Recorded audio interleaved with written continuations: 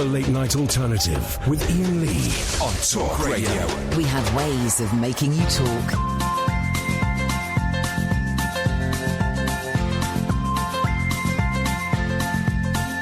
There's a voice that keeps on calling me down the road. It's where I'll always be. Every stop I make a new friend. Can't stay for long, just turn around and I'm gone again. Maybe tomorrow I'll wanna settle down. Until tomorrow I'll just keep moving on down this road that never seems to end. When new adventure lies just around the bend. So if you wanna join me for a while, just grab your hat, come travel light, that's old style. Maybe tomorrow I'll wanna settle down. Until tomorrow, the whole world is my home. So if you wanna join me for a while, just grab your hat, come travel light, that's old style. Maybe tomorrow I'll wanna settle down. Until tomorrow, I'll just keep moving on.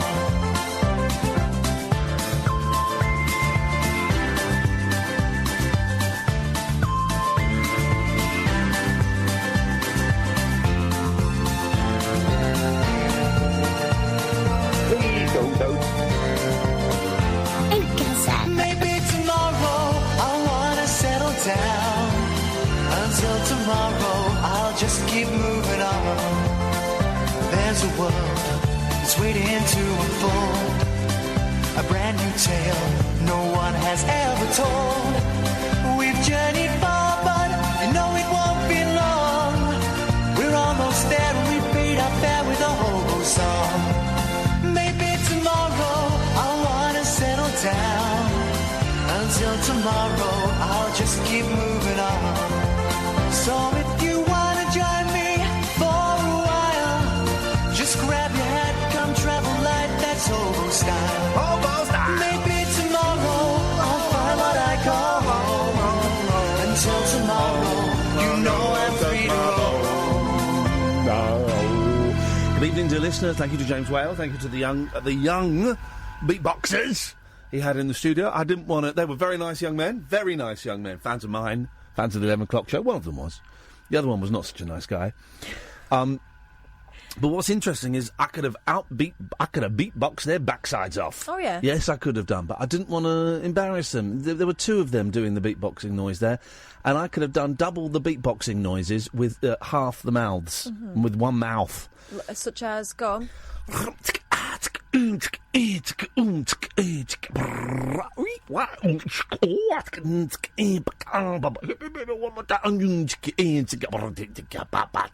Yeah, it's a good job we didn't do that. That would have been embarrassing. It would have for been. them. It would have been. This is the Late Night Alternative. It's Wednesday evening, guys. My name is Iain Lee. You are? Catherine Boyle. And it is a merry roller coaster of mirth, madness, and sometimes a little bit of sadness.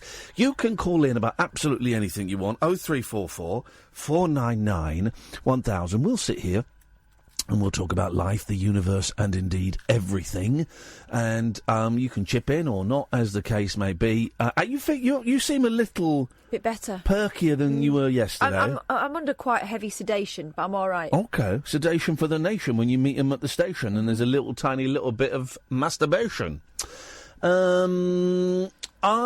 I'm still coming off these pills. It's now day 14. Yeah, and how's that going now? I feel like you were chatting to me earlier on, and I had to stop the conversation. I had to go. I'm really sorry. I'm not here. I'm not in this conversation. Yeah, I'm not he said, here. I'm not being rude to you. It's not you. Yeah. I really want to hear what you have to say. Yeah. But let's just stop. I can't. I'm not in this conversation. Yeah. It was weird. I could hear it going on, and I could hear me saying stuff. But so I feel very distant, very confused. It may be the halving of the vaccine, the effects, or... By the way, thank you... It's totally that. What else is it going to be? Well, I'll tell you in a second. Oh, because I did something very spooky today. I may have awoken a gypsy's curse. Not a gypsy, a traveller. Not a traveller, you can't say it. Not a tinker. An Egyptian.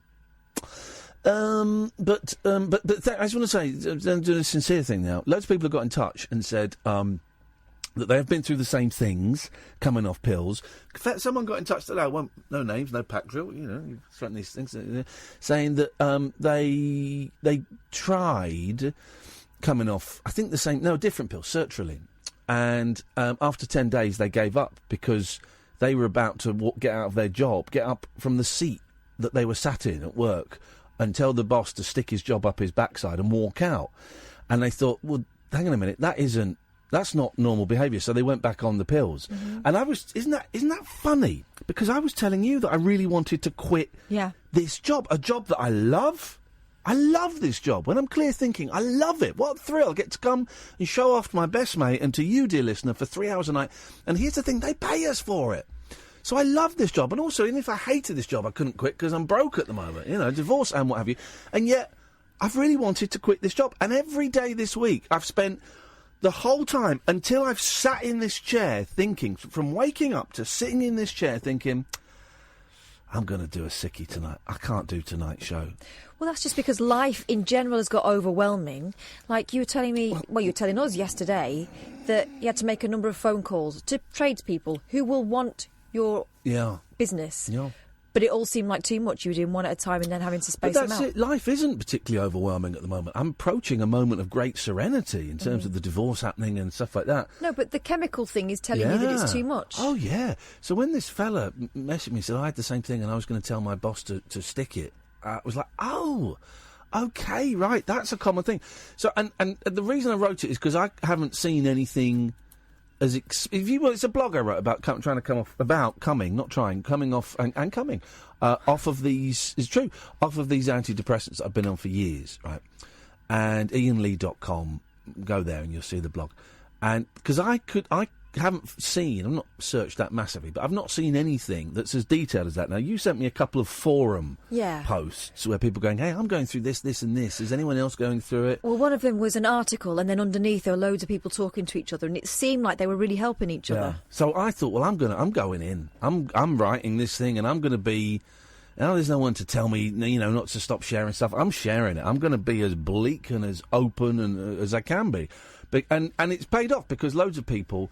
have got in touch, including someone I used to go to school with, bizarrely enough, have got in touch and said, loads of people have got in and said supportive things, which is great, thank you very much.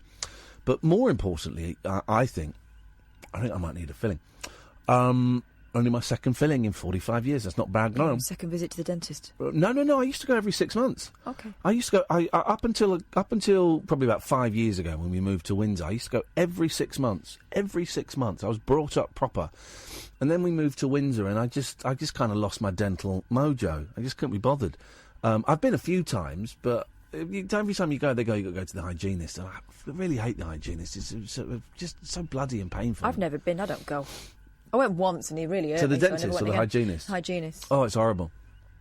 Anyway, so more importantly than the people sending their words of support was the identification from lots of people from the same drug, from different drugs, people who'd done it successfully and were glad to be free, people who'd done it and then bailed out halfway through. And then a few people going, well, why you don't understand why you're giving up? What you're giving up for? What's the problem with it? There's no shame in it. Oh, no, listen, I've been on antidepressants for years, man. Decades, probably, with a few breaks in between. I've never said there's any shame in it. They saved my life. They literally saved my life. I suspect I would have hanged myself by now had I not been on them. But I just want to see. I do feel that by the new year I will be in a more emotionally comfortable place than I have been for a long time. The divorce will be done before Christmas, hopefully. I'm in a nice house. I should hopefully be, fingers crossed, touch wood, I'm getting a few quid in January that will just buy me a tiny little bit of breathing space after it being quite tight for a while. All of this stuff. And so I just want to see if I can do it. I just want to poke my head out and just see if I can walk God's green earth without a very strong, chemicals rattling around that are kind of stabilising. I want to feel the highs and I want to embrace the lows. I want to cry. I want to ejaculate. I want to do all these things, and I want to try it. So the plan is to try it and see how it goes. And so I've got another 2 weeks of on this 75 milligrams, and at the end of the 2 weeks, I'm probably going to stop taking it altogether. This is the suggestion of my psychiatrist, and a lot of people have said that there's cuts I'm taking are too big. My psychiatrist is one of the best in the country, and I was surprised when he suggested such big drops. But do you know what? I'm prepared to listen to him. And he's talking about you. He's not talking about anybody else. And this is the problem, right? You put stuff on Twitter, and everyone's reaction is, "Oh, but what about me? And how does this impact on me?" And actually, that's not what you're saying. You're talking about your particular path that you're going along. And if it's helpful, fine. If it's not, then, don't see it as a criticism of you if you're reading Twitter. Yeah. So this is what I'm doing. So in 2 weeks, hopefully, I'm going to come off them completely. And then I'll probably have another month, 6 weeks, 2 months of rattling around and feeling lousy again. And then we'll see how it feels. I'm going to kind of give myself 2 months of being antidepressant free. And at the end of the 2 months, I'm going to be in constant contact with my psych anyway. I'm emailing him. And at the end of the 2 months, here we go. And we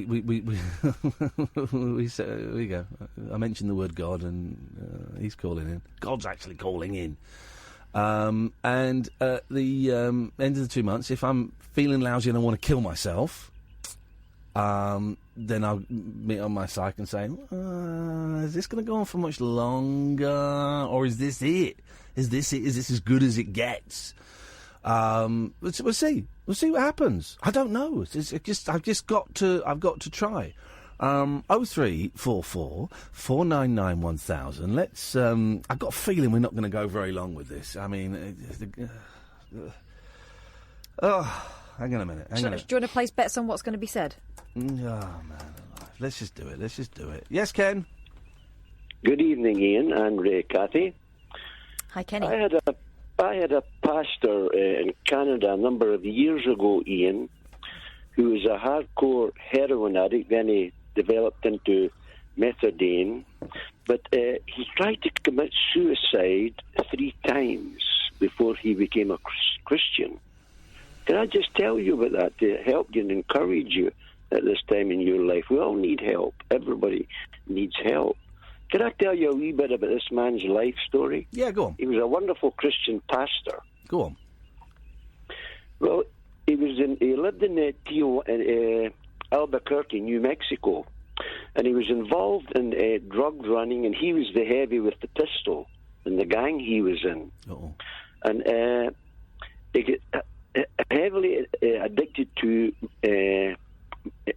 heroin. Never tried it, and the only reason I never tried it, I couldn't find it. That's the God's honest truth. Couldn't find it. Didn't know where to go for it. So that's the only reason. Well, that's a good thing then. Yeah, it's a very good thing.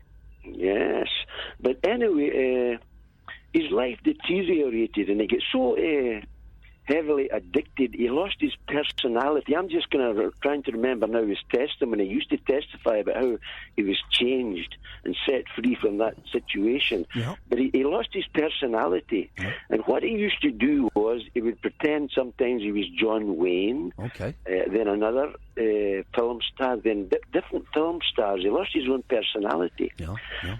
And he gets so desperate and depressed with his life that he decided to electrocute himself. Gosh, that's a way to do it.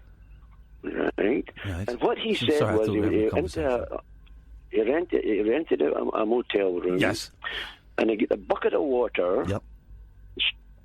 Stood in the water up to his ankles. Why do you not stand in the bath? Well, this is what he did. Yeah. He took off the switch and the light. Yes. And stuck his fingers into the electric wires. Okay. Well. Nothing happened. He couldn't believe it. Yeah. And he got angry. Yeah. So he ran out the... I would put the TV in the bath. Well, you could do it anyways, but I'm just trying to tell you what he tried to do. This is what he tried to do. Needs to be in contact with the water. Yeah. It would have been plugged in. What do you mean? What do you mean it needs to be in contact with the water? If it's just him standing in a bucket with dry fingers, that's not going to work, is it? Maybe he licked his fingers. Okay. Did he lick his fingers, Ken? I have no idea. I'm just remembering what he told us, and that's what he said. He put his hands on the bare wires, pulled the switch and the light, and poor soul feeling so low that he felt that was the only answer. That's a lousy point to reach.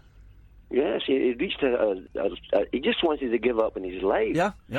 Anyway, after that, if I'm remembering here what he said, he went out, he got angry, and he ran out the motel room, and he stole a motorbike. Uh-oh.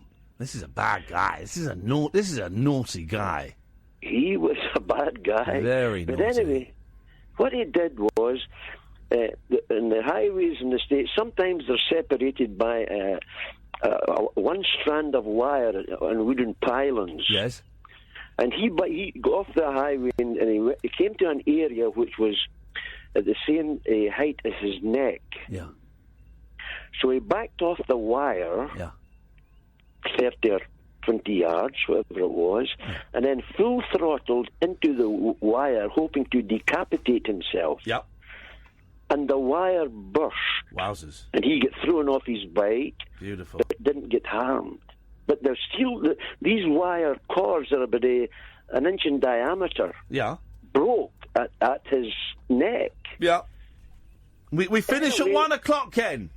Right, and anyway, after that, he got so angry, man, he jumped on his bike and he headed down the highway and he came to a bit where there was oncoming traffic and there was a big, massive truck coming toward him and he full throttle right head first into the truck. Yeah. It was thrown about 30 feet in the air. Wow.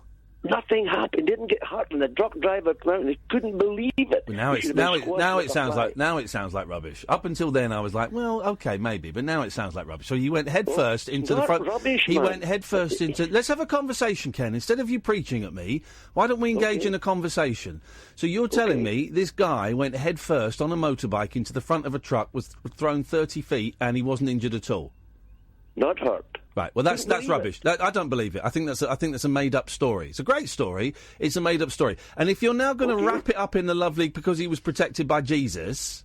No. Listen, let me finish. Well, then stop. Okay, we've got the idea. Stop giving me examples of how he tried to kill himself in more and more outlandish ways and was unhurt. And let's get to the punchline. Let's get to the nub. I want the nub. The punchline is, after this, he met some born-again Christians. Oh, poor soul. Who prayed for him. Yeah. And he couldn't understand anything, but he went to where he lived, and he lay in his bed, and all he did was he lay in his bed, and he cried out, God, help me. All right, well, to cut a very long story short, although it's too late for that, so Jesus worked for him, and that's fantastic. Well, after that, he began to read the Bible and he came to Jesus. And let me tell you, he was instantly delivered from methadone addiction, whatever you pronounced it. Okay, well, that's great. So that worked for him. Totally. And at no point in this conversation have you heard me mocking Jesus. So wonderful. It's great. I never do. I mock you. And I mock other religious that's okay. Well, fine. Well, then don't accuse me of mocking Jesus, because I don't. Well, and well done for. I haven't said that. You have said that many times, many times, Ken. Okay, that's great. That worked for him, and that's fantastic. If Muhammad, if Allah, if Buddha, if the 12 steps, if whatever works for people and saves them from addiction and brings them happiness. It's cool, man. It's cool. Whatever works. That's cool. And that worked for him. That's great, man. Well done, he. Well, you get serious about Jesus, Iain, man. No, I'm not. I've looked into Jesus, and it's not my trip, man. I looked into it. I used to go to Sunday school. Used to go to Wednesday club. I've looked into it. It doesn't work for me. Now here we go, because I've made no judgment on this person. I've done nothing but offer, praise that worked for him, and it works for a lot of other people, as do a lot of the other faiths, as do some more scientific approaches, as do spiritual programs like the 12-step programs. Whatever works for those people is groovy, and I certainly would never knock it if it makes them happy and if it gets them clean from drugs. I can assure you, Ken, and thank you for your persistence, Jesus, certainly not at this stage in my life, and I suspect at no stage in my life, but, never say never, but Jesus is not for me. He is for you. No, Ken. Listen to what yes, Ken. You did. Ken, He died for you, man. Ken, listen to what Ken. Let's have a conversation, mate. Well, you're not letting me say a word now. You've you've just spoken for about 8, 9, 10 minutes. So you've spoken quite a lot. You've spoken for 9 minutes because you called it. We started you at 13 minutes past. So you've spoken for 9 minutes. So let's engage in a conversation, right? Right. Jesus Christ. I don't believe him. I don't think he existed. I don't think he was the Son of God. Right. I'm not going to knock you for believing that, but also I'm going to show you the respect of not condemning you for your beliefs, and I would kind of like the same respect from you, of you accepting my beliefs. But you don't seem capable of doing that, and I just wondered why. Of course I do. I meet people like you every day, Ian, who refuse to believe in Jesus. No. You've just done refuse to believe. There you go. What you've said there is a very, very arrogant and controlling sentence. I meet people like you every day who refuse to believe. No. Yes. I don't refuse to believe. I don't refuse to believe. I do not believe. I don't refuse to believe. I do not believe. There's a really huge difference there, which in your judgmental arrogance, and I've not made one judgmental comment tonight about your faith, but in your judgmental arrogance, you have to demean me for not believing. No. I'm phoning because I am concerned about you. I love you as a person. Well, then show me love. Show me love. Show me love instead of arrogance. Show me love. Show me love instead of arrogance and condemnation. Show me love. I'm showing you love by being willing to make myself vulnerable to your replies. But you don't make yourself vulnerable. There's no vulnerability in you. And to tell you that your only hope, my only hope... Here we go. Stop the clock. My only hope is not Jesus, because Jesus does not exist. You're in trouble. You're in trouble because you refuse to believe Jesus in Christ. Jesus. Here's the thing, Ken. Now I am getting angry because I've been really polite to you, and I've been very generous of spirit to you, and I'm not a Christian. You're the Christian, and you've been very the opposite of generous of spirit. You've been very very selfish. You've been very selfish. You've been arrogant. You've looked down on me, and you've condemned me. Yes, you have. You have. Now, Ken, we can do this nicely. Bear in mind, I'm not the Christian, and I'm the one that's being nice. I am very nice to you. You're not. You're rude. You call me the Antichrist. I even pray for you, man. I pray for your salvation. Well, instead of praying to your God, why don't you be nice to my face? You phone me up and call me the Antichrist. You tell me the reason I'm ill is because I don't believe in Jesus Christ. Well, that's bollocks. Yes, that's bollocks. You are ill. That's rubbish. That's dangerous. That's dangerous rubbish. And talk like that leads people to kill themselves. No, don't blame me, my friend. I'm telling you, Jesus wants to help you. Talk like that. Imagine if I were a Christian. Imagine if I believed in all that nonsense, right? And I were a Christian, okay? And I was struggling with mental health issues, or I was, for whatever reason, I was depressed, I was anxious, for whatever reason.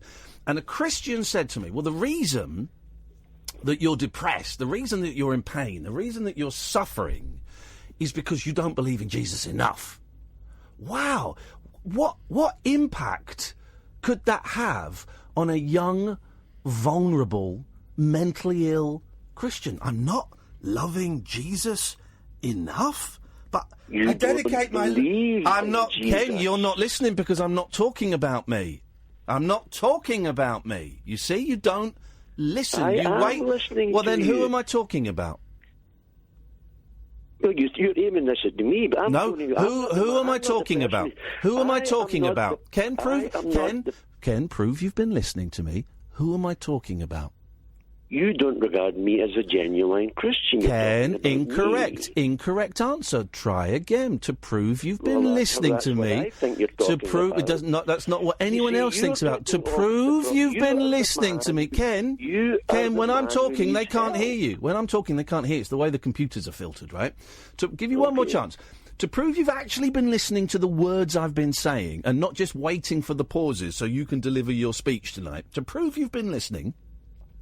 When I said, I don't believe in Jesus enough, but I dedicate my life to him, and I don't believe in, and I'm being told that I'm depressed because I don't believe in Jesus. Who am I referring to then? Who am I being? You're referring to someone who needs help, who's got mental trouble, whoever it is. OK, Ken. Yeah, Ken, listen, mate, I've given you 14 minutes. You've not listened to a word I've said. I've had the decency to listen. I am listening. You're not listening to a word that I've had the decency. I could quote every word back to you that you've said. You are not listening to a word I said to you. I could quote. You are in rebellion against Jesus. No, I'm in rebellion against idiots like you. I could quote every... Ken, listen. I could quote back every... That is your problem, Iain. Listen, Ken. I could quote back every single word you said to me tonight. Would you like me to? I could quote back I could quote back every single word to you. I bet you couldn't quote back one sentence I've said to you. Listen, I have phoned you up. Respond to what I've just said. Respond to what I've just said. I could quote. I feel about Ken, you. I could quote you because I am concerned about you as a man. I could quote. That's the only reason I could quote. No, you've not. You phone me in to belittle. Every time. I don't mock you every time. I don't mock you every time. I don't. But I'm willing to take your mockery because you don't listen, Ken. Ken. Here's the thing. I sent you a challenge. Listen. Let's see if you can listen for the first time in 15 minutes, OK? Here's a challenge. Quote back one sentence I've said to you. Go on. No, I won't even attempt to do that. Because I can quote back. I could quote back everything you've said to me. Trying to get off the matter I am discussing. No, I am proving that you do not listen, and you are arrogant. You are arrogant, and you do not listen. I could quote back. I am not arrogant. Far from being arrogant. I'm an honest man. You're not. You're a fantasist. I love you. You're a liar. The story you told about the pastor was a lie. The story you told about the pastor was a lie. I could quote back that entire story. You can't quote back one sentence I've said to you. You don't believe anything about Jesus. I don't believe a bloke on a motorbike hits a lorry and flies 30 feet and doesn't get injured. I don't believe that. No, of course not. It's silly. Listen, I know a lady who was raised from the dead. OK, Ken, on that bombshell, mate, thank you very much indeed. Now he's talking about zombies! Honestly, I could do that entire phone call. All 15 minutes of it, he couldn't quote one sentence I'd said to him. Do you think it's because a Christian with depression wouldn't fit his narrative, or do you think he just didn't hear you at all? He doesn't listen. Doesn't want to listen. I don't mock Jesus. I say, listen, if that works for you, if that saves you from drug addiction, if that saves you from depression, I know people that turn to religion when their marriages broke down, and it saved them. Brilliant. Whether it's Jesus, or it's Allah, or it's Buddha, or it's Shinto, or it's the I Ching. Or jogging, whatever it is. If it works for you, right, and no one else is getting hurt, that's fine. I'm not going to knock that. I'm not going to knock that. Well, unlike Ken, who knocks everything else. Anyway, that's it was supposed to be a light-hearted show this evening, and we got off full moon. It is the full moon tonight. It's not full moonish. It's actual full moon. 0344, 17 minutes of my life I won't get back. 499 1000. This is Talk Radio. After hours amusement for anarchists, air hostesses, and jet-lagged Antipodeans. G'day, coppers. Can I crash on your floor? The Late Night Alternative with Iain Lee on Talk Radio. 0344 499 1000 is the phone number if you are a new listener. It gets heavy, it gets light. You can phone in now and tell us your favourite B-side if you want. It really is. It's that much of a turnabout. Halfway through that sentence, I was thinking, I don't know where this is. I don't know how to end this, and I ended it with turnabout. Turnabout was a great daytime quiz show. I could never work out the rules of that. It was easy. Rob curling, turnabout. You basically had to turn balls. It was like sort of the Japanese game Go, I think it's called. It's like. Suddenly it all becomes clear. Run out of words. Just run out of words. This is what's happening. I can't follow a thought through. And tomorrow, I've got to do this TV show with Danny Baker, Lisa Tarbuck, Susan Calman, and Richard Coles, and others. And I can't finish a thought. And I've got to perform 2 songs, only one of which I know the words to. The other one, I don't know the words. And I also... It's the beginning bit is in my key, and then the chorus is all falsetto, and then it drops halfway through the chorus. But it's only in and out of breaks, right? So you don't hear the first 10 and last 10 seconds. Shut up, man! But I want to, you know me. You don't have to give it 6 now. I'm a performer. I've decided, by the way, that every live performance I do, and I don't mean the radio show, but every live performance in front of a ticket-buying audience, from now on, I'm going to be proper showbiz, and I'm going to sing a song. And it is starting, and if you're doing a show with me, Catherine, you're singing the song too, and it is starting this Saturday at the Rabbit Hole Picture Show. Sam looks delighted. Sam's going to be there. A handful of tickets left. IanLee.com/event. We're showing Fright Night. Oh, we're opening it up with me and Kath doing a duet, which we're not going to get to rehearse together. No, probably just as well. I didn't know any of the words. I thought he was saying you. I didn't know he was saying brew. Yeah. I didn't know it. I know. I thought he was singing about you. I thought it was groove. So we're going to sing My that. daughter thought it was poo. I have found a great B movie to show. It's a little short film, about 5 minutes long, that Tim Heideck had posted online, and I got in touch with the guy that made it and said, "Dude, this is beautiful. This is beautiful. Would you mind? I've got this film club. Could we show this in London?" He's like, "Yes, this is this little indie filmmaker. It's this 5-minute thing. Oh, it's stunning. It's so good. I'll show it to you. I'll show it to you later. It's so good. It's beautiful and weird. It's only about 4.5, 5 minutes long. So we're going to show that. Then we're going to have the main event, Fright Night. Then we'll have a little break. Then when we come back, we've got Gary Smart, who made a documentary about Fright Night, and we'll have a little interview with him, and we'll take questions, and we'll workshop it. We'll discuss it like it's a book club or something. So that's this Saturday. 7 o'clock, I think the doors open. 6:30 or 7, the doors open in King's Cross. A few tickets left. Should be a laugh. It's a really cool place. You're going to love it. Yeah, it's a wicked place. 2 North Down. It's a great venue, comedy venue. And then the next one is on a Sunday afternoon at 2 o'clock, November the 27th. And now a few films are starting to take shape. I talked about this Chris Needham teenage video diary, and the BBC said, "Oh, you can't have it. You can't charge people to see it, right?" And I replied, going, "Oh, that's odd, because I remember paying to see it 15 years ago," in my slightly stroppy way. Then they replied, "Oh, sorry, our mistake. Yeah, you might be able to. The BFI own it." Thanks for looking. That first email was the default position for someone who can't be bothered. I hadn't looked. So I've been in touch with the BFI. They own it. Oh. They're going to let us do it. You've got to give them about 4 weeks' notice, but they're going to let us do it. So we're going to show Chris Needham, probably as a B movie, because I think it's only about 50 minutes long. It's incredible. And the BFI might also own Kiss Meets the Phantom of the Park, which I really, really want to show. It's going to be an expensive night. It's going to cost us like 250 quid to get both these movies. And at a future date as well, we're also hoping that we might be able to persuade Nick Broomfield to come along. We're literally at the stage of, I thought, Kurt and Courtney followed by Nick Broomfield Q&A. Wouldn't that be something else? And I've sent off emails today. That's it. That's as far as we've got. But that would be great. Imagine. I mean, I love Nick Broomfield. We both do. And I think I've seen all of them. There's a couple actually I know that you can't really get hold of. And I've interviewed him a few times, and he's so delightful. But imagine watching a film, and then, because after all of his, you've never seen a Nick Broomfield. I think most of them are on Netflix. Go and enjoy yourself. Go and watch. What's the sex one? Is it Fetishes? Is that what it's called? I think so. Yeah. Fetishes. There's one about the chicken ranch. That was one of the early ones. Yeah. The white supremacist. Yeah. The driver? Anyway. Don't watch Kurt and Courtney. That's ours, and that's for us to share together. But you watch one of those films and you just sit back and go, "Flipping heck, the balls of that guy." But now we'll be able to go, "Flipping heck, you got some balls." That's if he says yes. That's some way down the line. But that's kind of where we're hoping to go with this Rabbit Hole Picture Show. It's £8 on Saturday, man. You can't even get a big tub of popcorn for that in a London cinema. It's £8 to get in.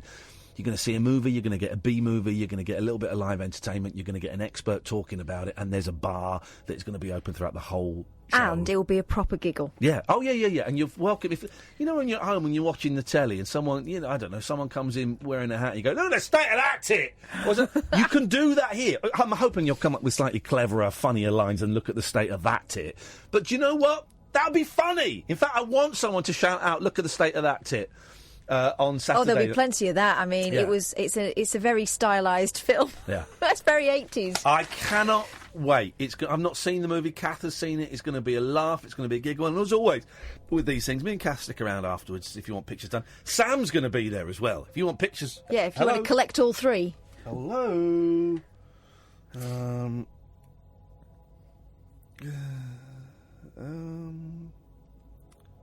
Sorry, emails coming in. It's very exciting. Exciting times. Go to the ads. This is important. Dead of Night discourse for disco queens, I'm related to Jedward and Dolly Parton. dairy farmers, Aye. and distant fathers. Yeah, well. The Late Night Alternative with Iain Lee Doing lots of things that we don't know about, we can't control. on Talk Radio. Yes, great. 03444991000 is the telephone number. Very busy on the phones the last couple of nights. Pre-full moon, and now it is actual full moon. Very quiet on the phones. Because everyone's out howling. Everybody is out howling. Good evening, Alan. Howling Caddick. Right, boss. Very well, boss. Where are you? I've got an exclusive for you. Oh, yeah, go on. Has Who's someone died died? now? The first review of Bohemian Rhapsody. Go on, let's hear it. I've got a feeling this is going to be a stinker. No, actually, it's really, really good. It's just more about the story of Freddie Mercury than the band Cream. It's not about Cream. It's about Freddie Mercury. Yeah, he wasn't in Cream. Cream. Cream, You know, yeah, he Her wasn't in Cream. Majesty? That was Eric Clapton and Jack Bruce and Ginger Baker. No, I'm talking about Her Majesty. Okay. He wasn't in her. So, have you seen the film then? I've just been to the cinema to see it. So this is your review of the film, My not first review. not an official review by someone like Baz Bamigboyne or Paul Ross. No, this is not, I'll give you a review for all your listeners so they can go the weekend to Hang see on a it. minute. Let's get some appropriate. Hang on. Let's get some appropriate music in the background. And Did you have a hot dog, Alan? I had pretzels. You had a what? Pretzels. Pretzels. oh yeah, I can't stand pretzels. Right, Alan. Let's hear your review of the Queen movie. Away you go. Well, it stars Rami Malek as Freddie Mercury, who was born Freddie Barusa.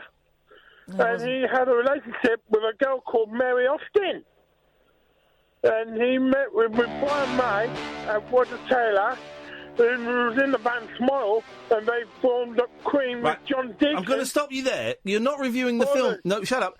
You're not reviewing the film. You're just telling us the history of Queen. Are you reading Wikipedia? No, I am out and about in Bergen City Centre waiting for the bus home. I want a review of the film, not the history of Queen. Try again. I thought the film was really good. It touched on Freddie's life a great deal, especially when he was diagnosed with AIDS. So I thought they dealt with that very carefully, not giving too much away about the illness. And the finale piece was one they performed at Live Aid. It was about 20 minutes long. And it was real good in how they recreated the old Wembley Stadium with the Twin Towers. I'll give it a 9 out of 10. I don't think Queen were involved in the Twin Towers, were they? No, the old Wembley Stadium I'm talking about. I don't think Wembley Stadium... What you're suggesting Wembley Stadium hijacked an aeroplane? What are you talking about, man? No, this is before 9/11. These were the original Twin Towers. Oh, I see, the Wembley Stadium Twin Towers. OK. Yeah. So 20 minutes of it was not Queen doing a concert. The last 20 minutes. Was not Queen doing a concert. It is. So the last 20 minutes of the movie is not Queen doing a concert. It is Queen doing Live Aid. Well, is it Queen doing Live Aid or is it the actors doing Live Aid? It was the actors miming to Queen So it's doing not Live right. Aid. OK, this gets even worse. So the last 20 minutes of the film... It's not Queen not singing. Yes? They were singing. They were miming to when Queen did the live performance at Live Aid. Let's get this straight. The last 20 minutes of the film is not Queen, not singing, but they are singing, but it's not actually them. It was the actors miming to Queen It doing Live sounds... So the last 20 minutes of the film is people miming? That's a movie these days? Dear God! Aid. It's mad. You might as well go on I could go on YouTube and watch actual Queen doing Live Aid if I was so inclined. Listen to this, Caddick. I'm going to be Freddie Mercury. Well, if you do that, I'm Roger Taylor. Well, I'm going to be Brian May. Well, we need someone else to be John Deacon. No, he's not turned up. Well, he's shat. Yeah, he's shat. Oh, Kath rubbing her boobies against the microphone. I don't know what that is. It's me being Freddie Mercury. That's Queen they're a lousy band. A couple of good songs. Let's name the 5.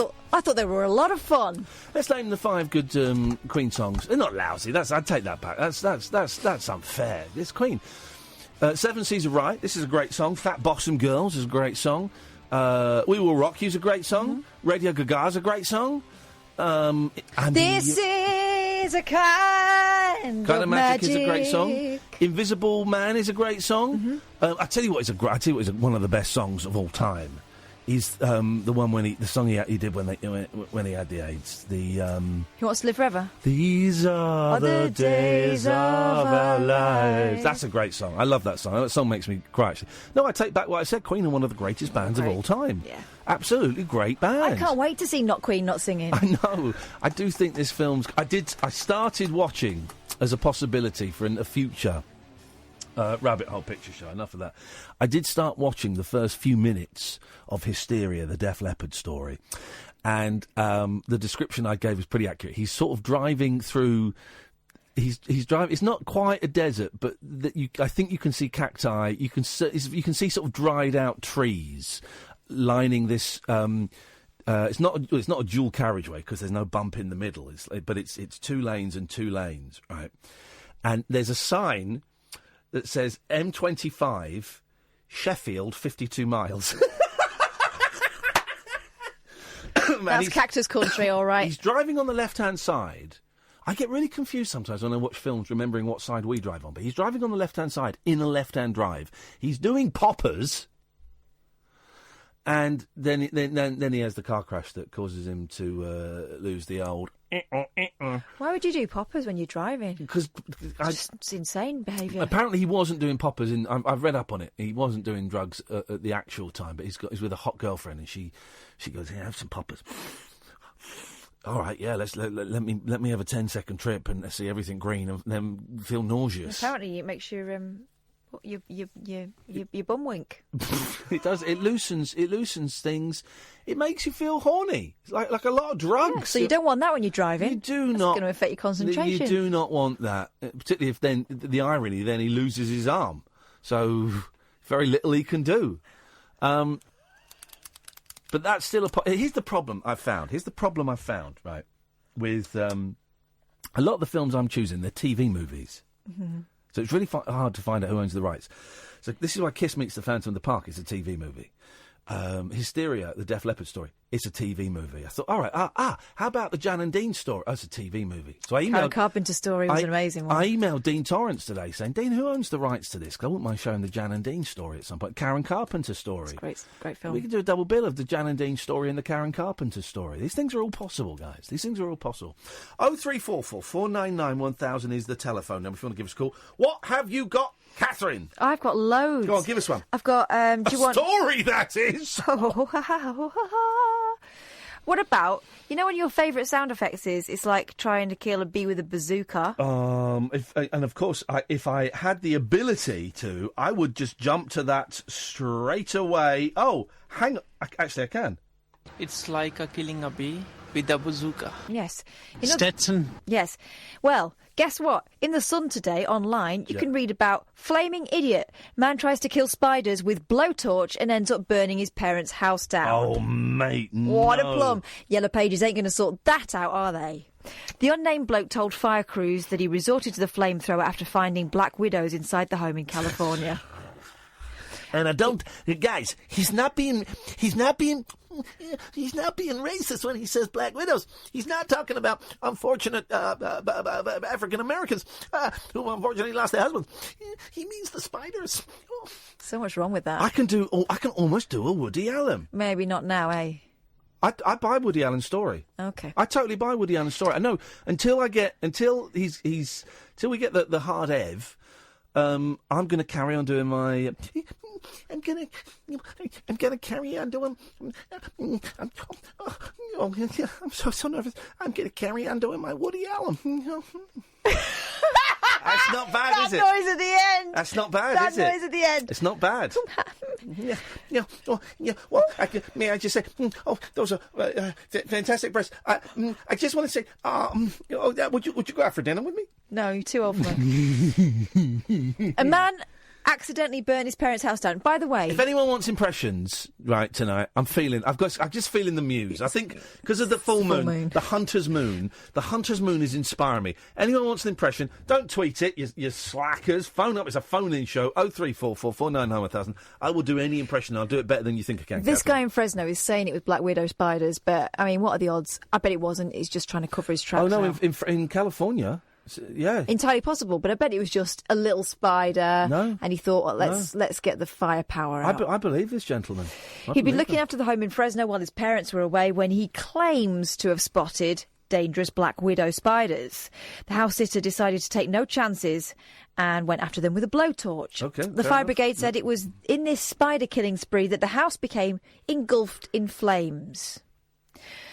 Although the upper half. How old is this guy? Hang on, let's look for ages. Because he's talking about his parents being away, so he was. Better be 15. No, because he said he was looking after it while his. Yeah, 15-year-olds can drive in America. Calling it the house sitter, though. I don't know. It doesn't say because they're not naming him. Okay, I don't. This reminds me of a story we first heard. 30 minutes ago, I don't know if you remember, when a young Scottish gentleman told us about a man who stood in a bucket of water and turned on the light and didn't die. And this is starting to sound a little bit like that guy flying into the front of a truck and living, not even being injured, didn't just live. He was uninjured. Although the upper half of the house was badly damaged in the blaze, the flame-throwing son managed to get out of the burning building unscathed. He was inside while he was doing it.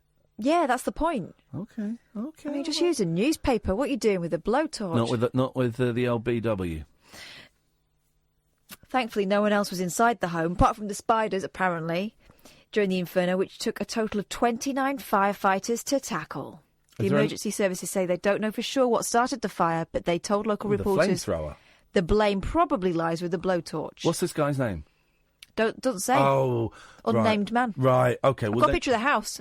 Find the guy. Get him on the show. Can't. Just find him. Can't meet this unnamed man. Well, then you're telling me... I can find you an unnamed man. I've got a story, Catherine. I've got a story.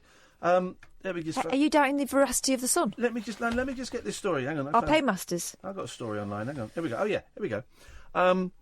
In another country today, a man had sex with himself before travelling to another dimension.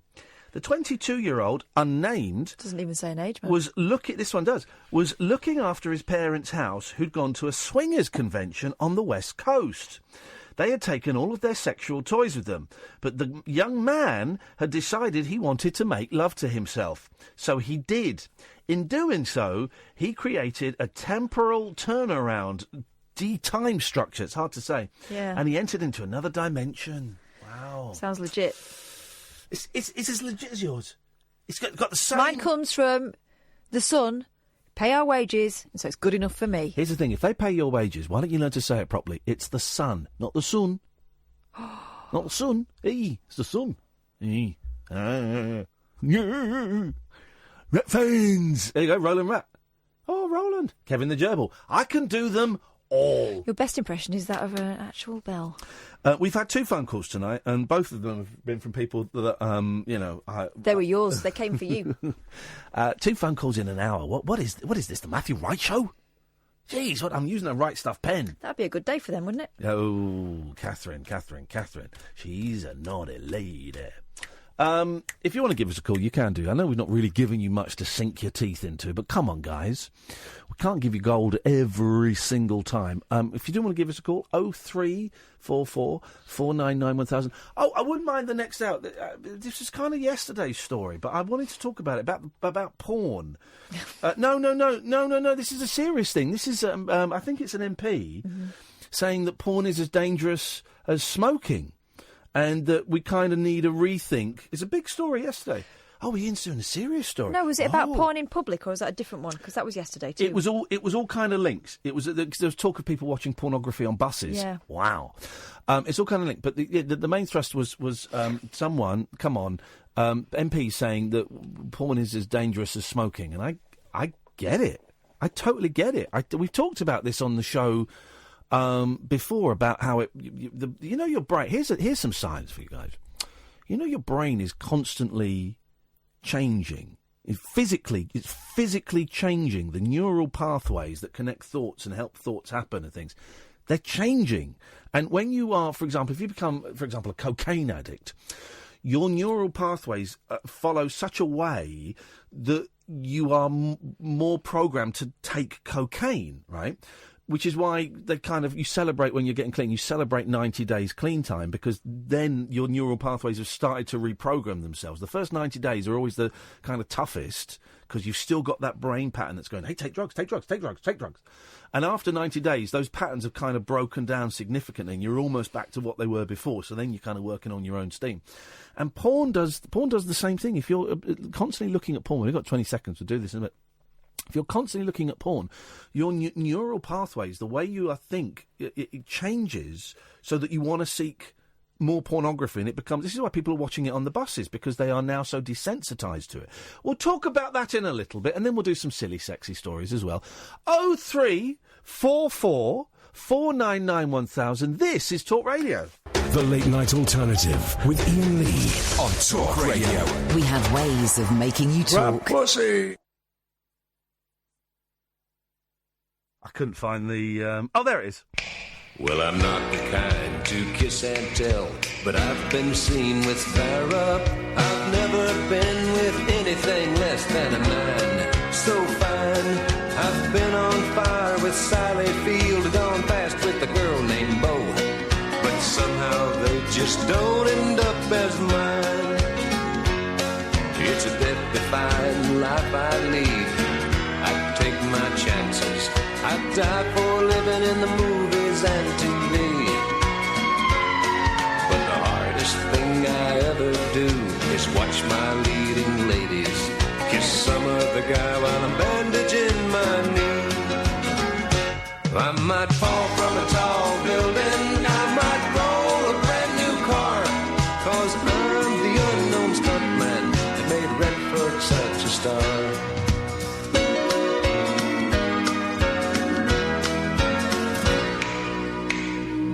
I've never spent much time in school, but I've taught ladies plenty. It's true, I hire my body out for pay. Hey, hey, I've gotten burned over Cheryl Teague's, blown up for Raquel Welch. But when I wind up in the hay, it's only hay.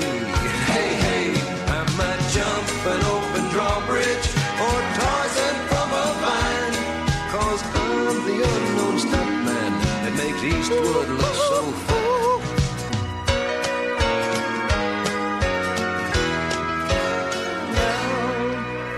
Late Night Alternative, Iain Lee, Catherine Boyle, every weeknight from 10, except for next Tuesday. We've got the night off. We're going to Swindon to see half of XTC. 0344 499 1000. 0344 499 1000. Consider this show a blank canvas. Well, me and Kath, we're kind of the facilitators, right? We're the conduits for you. We sit here and we just kind of talk, and we're basically filling until you phone up. You phone up, you then become the show, and you dictate the direction of the show, and you can call in about stuff that we've spoken about, or stuff that we spoke about 3 years ago, or stuff that we haven't spoken about but that you think we really should speak about. Or just you want to phone up and just say, do you know what, I've not spoken to anyone for 3 days and I would love to say hello. We can do all of that stuff. 0344 499 1000. Phone calls are free for most of you, pennies at most.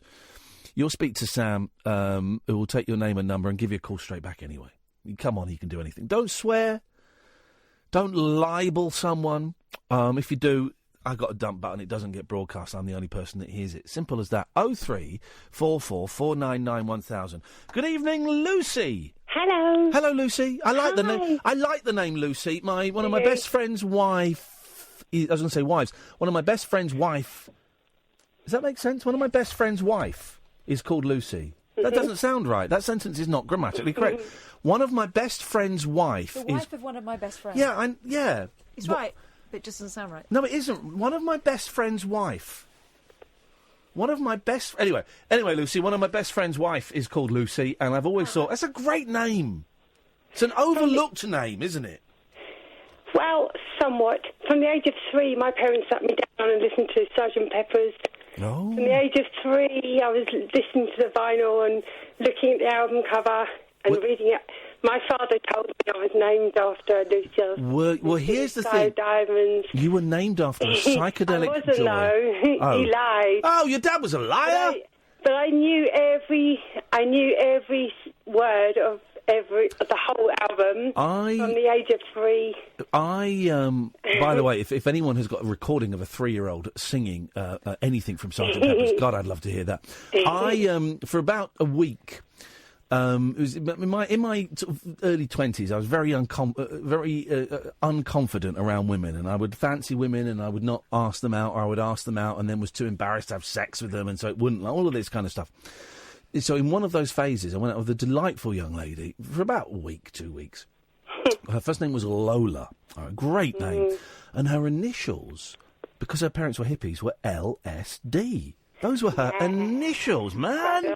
Right on. And I remember once I went round to... This was, when people are just starting to live... I was living in London. I was getting a housing benefit and living in London.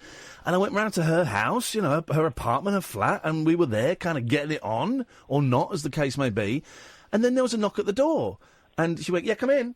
And this older woman popped her head round the door. And I said, she went, I said, was that your flatmate? No, it's my mum. I was doing it in a house with her mum in there. Wow, no, that kind of stuff can screw you up, man. That'll screw you up. Anyway, Lucy, you've not called in to hear about my inability to make love as a younger man. No, I have. Oh, have you? Well, then there you go. That's the story. What have you got for us tonight, Luce? Nothing really. I just wanted to say hello. From my summer house in my parents' garden, where it's frickin' freezing. Well, is it? She said frickin'. Yes. She said, we're all good. Well, it's not summer, Lucy. What are you doing in the summer house when it's not summer, you nut job? I live in a tiny little house in the garden. That's what I was going to say. It's freezing. The summer house is at the back of the garden, is it? Yeah. So what are you doing? Having a cheeky spliff or something? You don't want Mum and Dad to know? I wish. Oh. I wish. Now I've got a cheeky little Italian blush. I don't know what that means. An Italian... I don't know either. It's Tesco's finest. Oh, well, what? You got a wine? You got a little wine going on? So I have 3 doggies. You're rocking the wine in the summer house, even though it's freezing. It's absolutely freezing. I've got my 3 dogs here. Yeah. And I've just imported them from India. What? Yeah. How do you import a dog from India? Oh, tell me about it. I was living there for 4 years. Yeah. Oh, wonderful. And working for NGOs, working for street dogs there. Yeah. And I rescued Lily, my beautiful mummy mouse. Yeah. She was 6 months old. Wow. I rescued her. Yeah. And she had 5 puppies. I should have sterilised her, but I didn't in time. She had 5 beautiful puppies, and then I had them for 5 months. And then I kept 2 of them. Yeah. And I rehomed the other 3. And then I got trapped in India for 4 years. I overstayed my visa. I was illegal for years. Hang on a minute.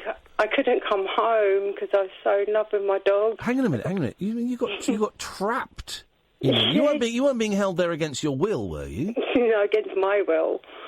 I was so in love with my dogs, I couldn't come home, so I overstayed my visa. You stayed in India 3 years longer than you should have done because you had dogs. 4.5 years. You're nuts. I like you. But I'd be scared to meet you. They're beautiful. They're really beautiful. And then so I got into... Then the cops caught up with me. You don't want to get caught by the Indian cops. They're dodge pots.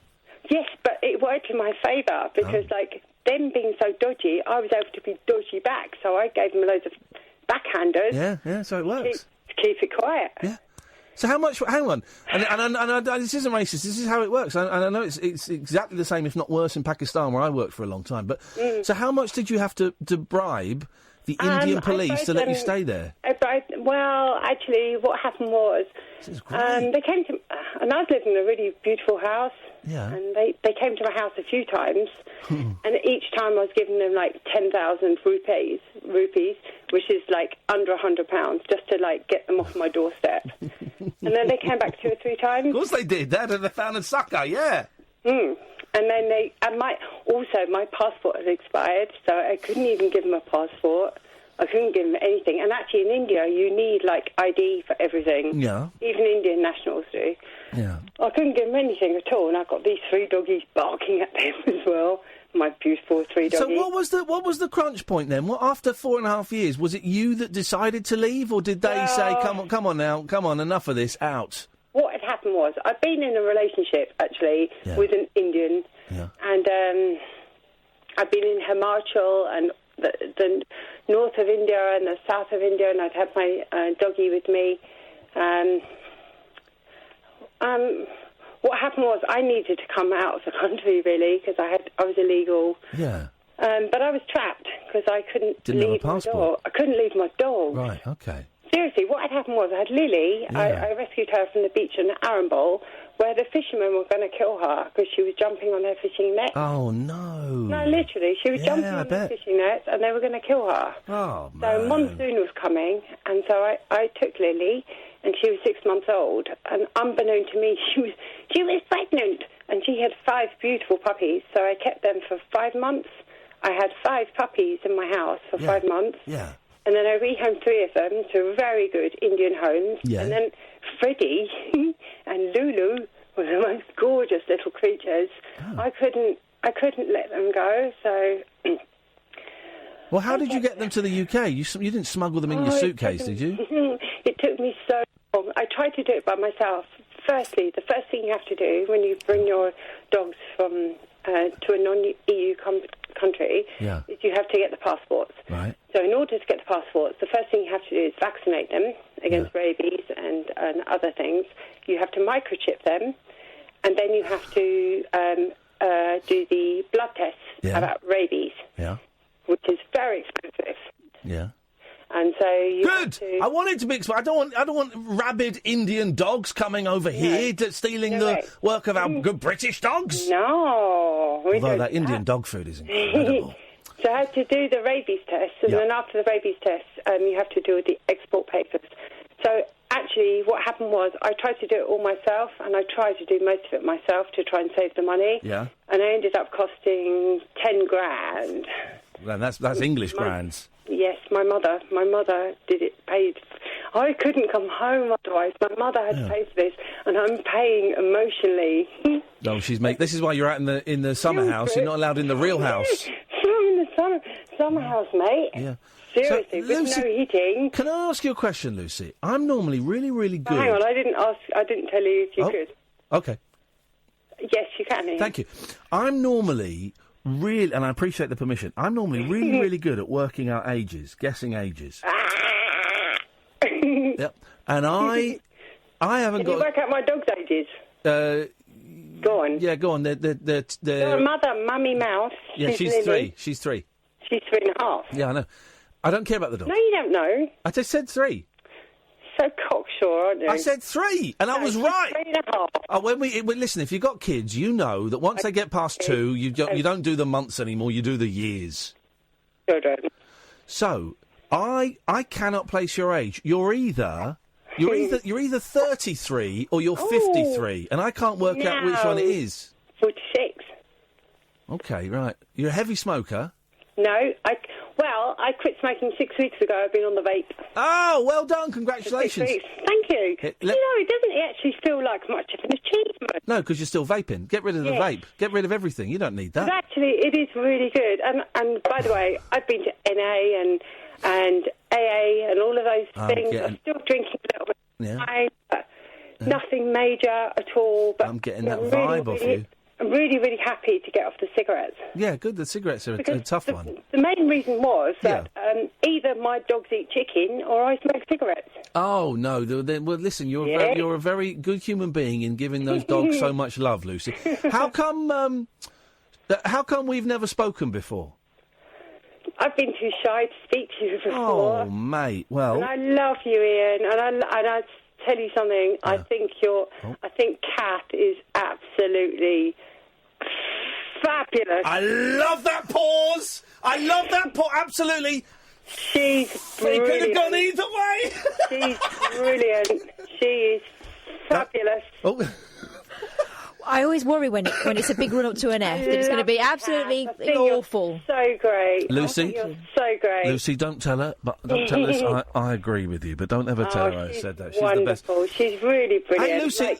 The best. Listen, I've got to go to break. I'm so glad you called us. You'll call us again, because I want to know more. I want to know more about you. I think you sound absolutely delightful, and I'm really glad you made the call.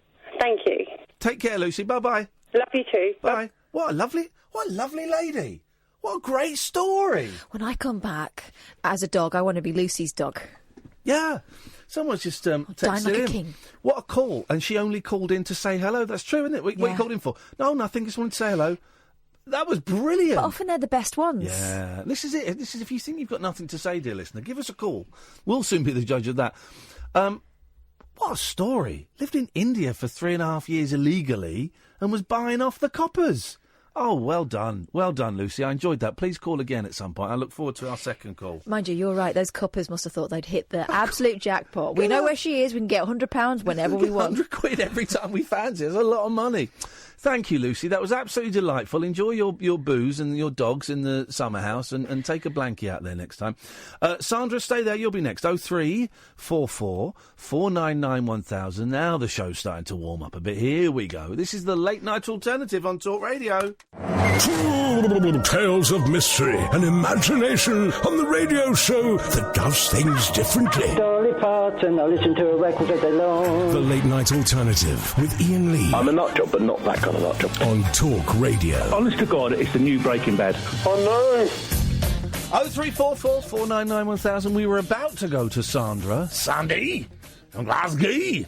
But she's disappeared. Sandra, we're going to try and call you back. In the meantime, that means we have to go to our B phone call. So we had the A phone call with Sandra. I was looking forward to speaking to Sandra and hearing her insight and her wisdom. And you always got to have a B phone call lined up just in case the A drops off.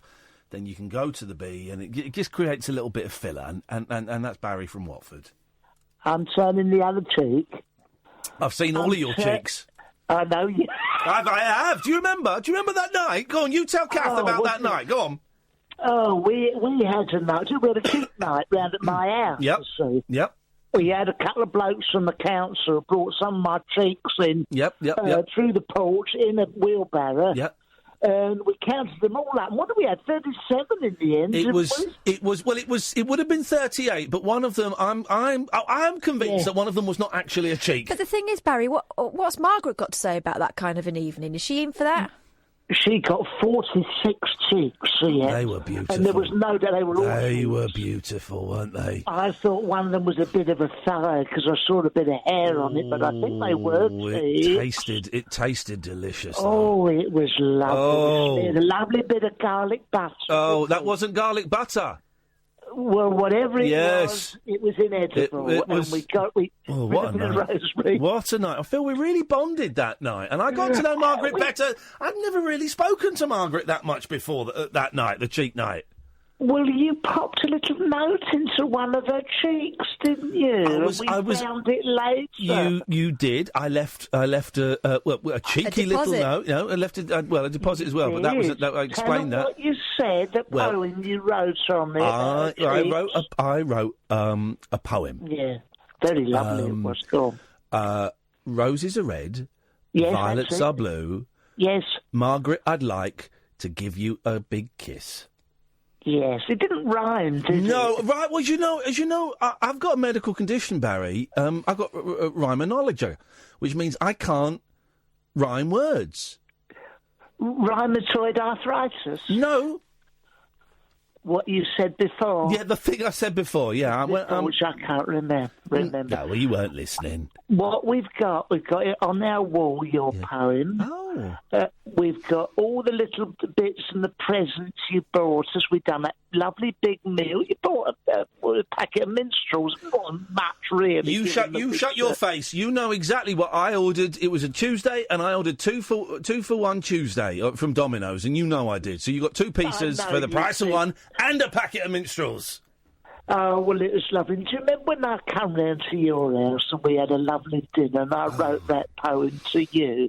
I do remember that, and I've got that poem, and I hope you won't be offended. Yeah. I have that poem under my pillow, and every night After I've tugged myself, and just before I'm about to sleep, I reach under the pillow and I read out the poem. And just remind us what it says. It goes, oh God, you are one hell of an entity, but you weren't half crap on I'm a Celebrity. And wasn't that lovely? It does, and I like that because it brings me down to earth. It makes me feel humble. It brought you nearly as quickly. Well, it would have brought you down to earth if you hadn't been on a harness. Yes, well, exactly. And still, just so you know, the career is still going strong because my episode of The Chase that I filmed is going to be on soon. Celebrity Chase. I got paid thousands to be on that. Several thousands. I'm holding up the number of thousands I got paid for that. So thank you. I'm holding up one hand and 6 fingers. And tomorrow I'm filming a show with Lisa Tarbuck, Danny Baker, and Susan Calman, Flavour of the Month on for Channel 5, and I'm getting paid a 4-figure sum for that. So the career's going very, very well, Barry. I noticed your show seemed to have dried up significantly.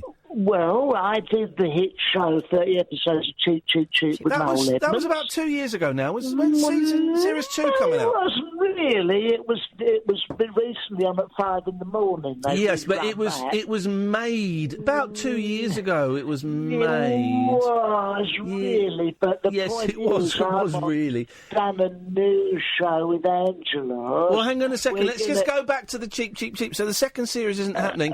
I'm guessing you get a repeat fee for it, do you, or did you get a buyout deal? Buyout. So it's irrelevant that it's on at 5 o'clock in the morning. Okay, so that's finished. Let's file that under flop. Tell us about this new thing with Angelos Epithemiou. It's a new show. What channel is it going to be on? It's going to be on the Stage channel. It's live. A live show. Okay, another thing that you could. Luton Bear Club. Okay, lovely club. Yeah. When are you playing the Luton Bear Club? We've done that. Okay, well they don't. Here's a tip. Here's a tip for just for the future, because I want you to do well. Try to get it on the telly. Don't I won't bother with that. Right. Don't bother plugging shows that have happened. Plug shows that people can go to. Oh God! Listen. Hello. Don't you dare turn me down. I'm not telling you. I won't turn you down. But can I just say, if anybody, what we'll do is we'll keep Barry on until I get bored. So until about 11:26. But we will take. If you want to phone up and speak to Barry, I will take calls straight to air for the next few minutes. 03. It's a full moon, Barry, by the way. 0344. You enjoy a full moon, though, don't you? Oh, very much so. My Margaret, she's like a wild beast. 0344. All her eyebrows sprout and some monobrows turns into a werewolf. 499 1000 is the telephone number. Call straight to air. You can phone up and you can ask Barry a question. You can tell him what you really think of him. Okay, so tell us about this live show you're doing with the brilliant and I would say too good for you. Yeah, it's going places, isn't he? Angelos, tell us about that show with him. Well, tell us about his bit in that show. Okay, well, we do a show, it's called A Matter of Life and Death, but I don't want to talk about that now because I sense that you probably faded me out. No, we're letting you do it. No, I'm letting you. Okay. You're so paranoid. The real good one is the 100 Club, and it's on the 13th of December in Oxford Street. I want to talk about it. Barry? Anyone hear that? Hello? Yeah, they heard it. Go on, carry on. Oh, it's... Right. I know you're right, you cheeky little devil. Oh, but Barry, question for you, Barry. Barry, question for you. Hello, Barry. Who must be my name's Tim. Yes? What can I do? Do you believe that the Earth is flat? Do you believe that? Not really, because if all the planets in the solar system are round, why is ours flat?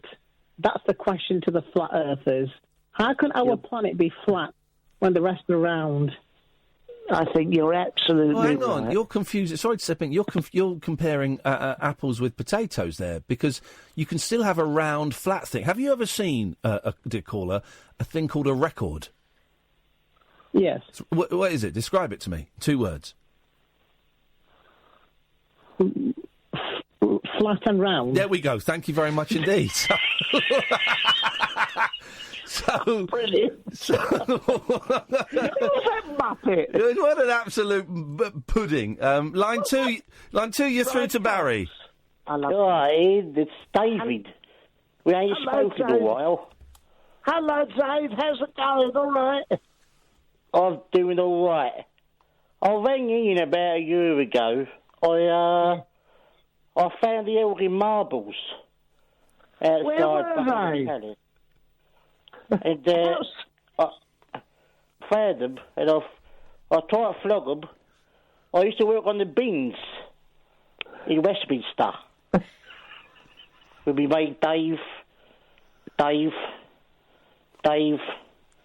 and Sparky. I do remember a young man called Barry. Yes. Used to hang around the bins around Westminster. Was that you? Yes, possibly. What do you do around the bins in Westminster?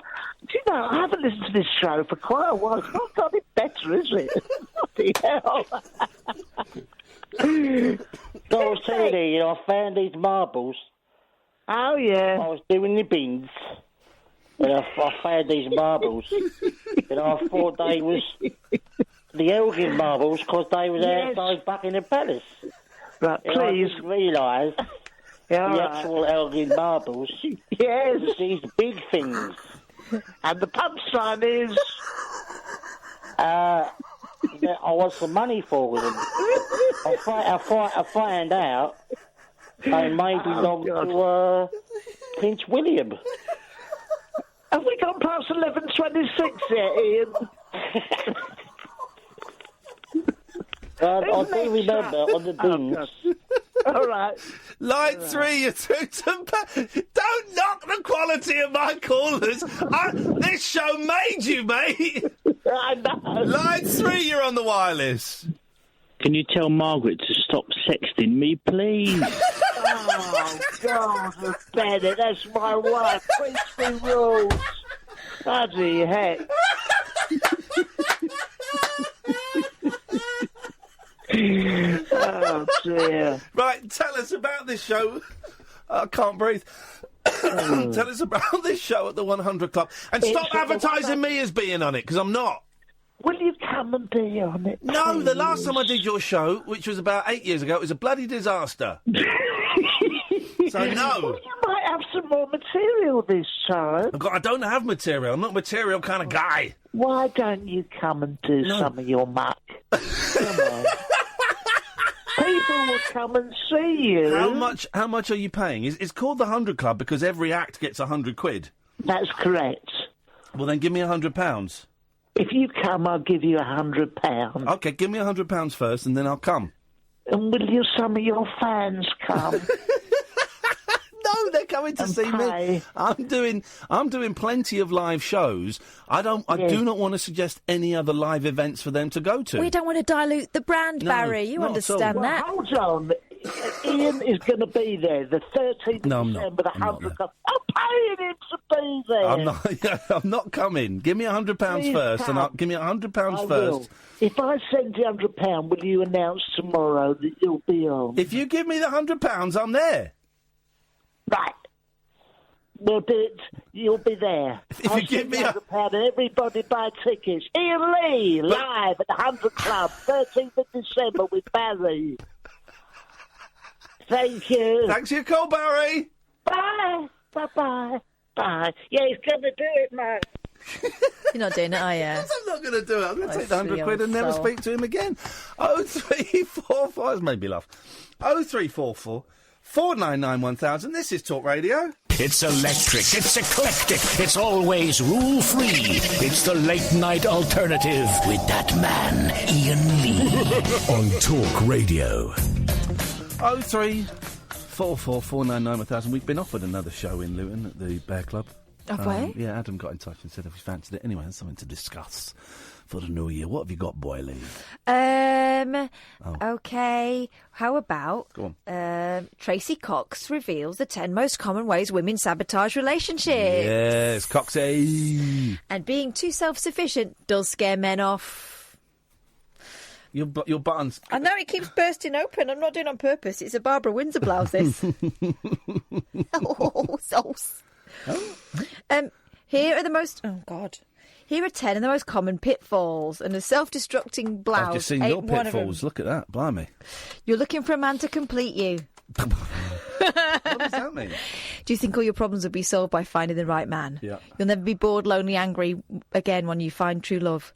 Women who say they aren't complete until they find a partner aren't just hopelessly old-fashioned. They're deluded. But that's not just women that do that. No. It's men, but we don't just do it about relationships. It's like, when I buy this house, I'll be happy. When I get that new job, I'll be happy. When I get that car, I'll be happy. When I get that thing, whether it's something tangible or something emotional like a relationship, I'll be happy. But that's a distraction, because while you're concentrating on the thing that is doable, you're not addressing things that go deeper. Got to learn to love yourself. If you're going to love somebody else, you've got to learn to love yourself first. But relationship... No, a relationship should complete you, shouldn't it? In a healthy... It should satisfy you. Whoa. But it shouldn't be... You shouldn't feel like... it's a danger, isn't it, putting all your hopes on one person? Well, it's not putting all your hopes, but if you're in love and the other person... I mean, it's a punt. It's always a punt. Yeah. It's a punt these days. I don't know. I think we should ban relationships. You fast forward the relationship and push too hard too soon for commitment. Oh, well, that's nuts. Obs. That's nuts. Obs. Second date. Should we get married? Turn up in a wedding dress. No, naughty. You undervalue yourself. Supercritical, putting yourself down, not being able to accept a compliment. It also means aiming low, going for guys who don't deserve you, or anyone else for that matter, and men who treat you poorly. You're describing me. You're describing gay me. OK, well, gay you would choose emotionally unavailable men. Of course. That's what we do. I'd be so good as a gay man. Honestly. You other gay guys and bi guys out there and chicks that like watching gay guys, you do not know what you're missing out on. I would be the best gay man ever. In terms of what? In terms of fun. I'd be funny. There'd be a lot of laughter going on, a lot of laughter. You'd be a daddy bear.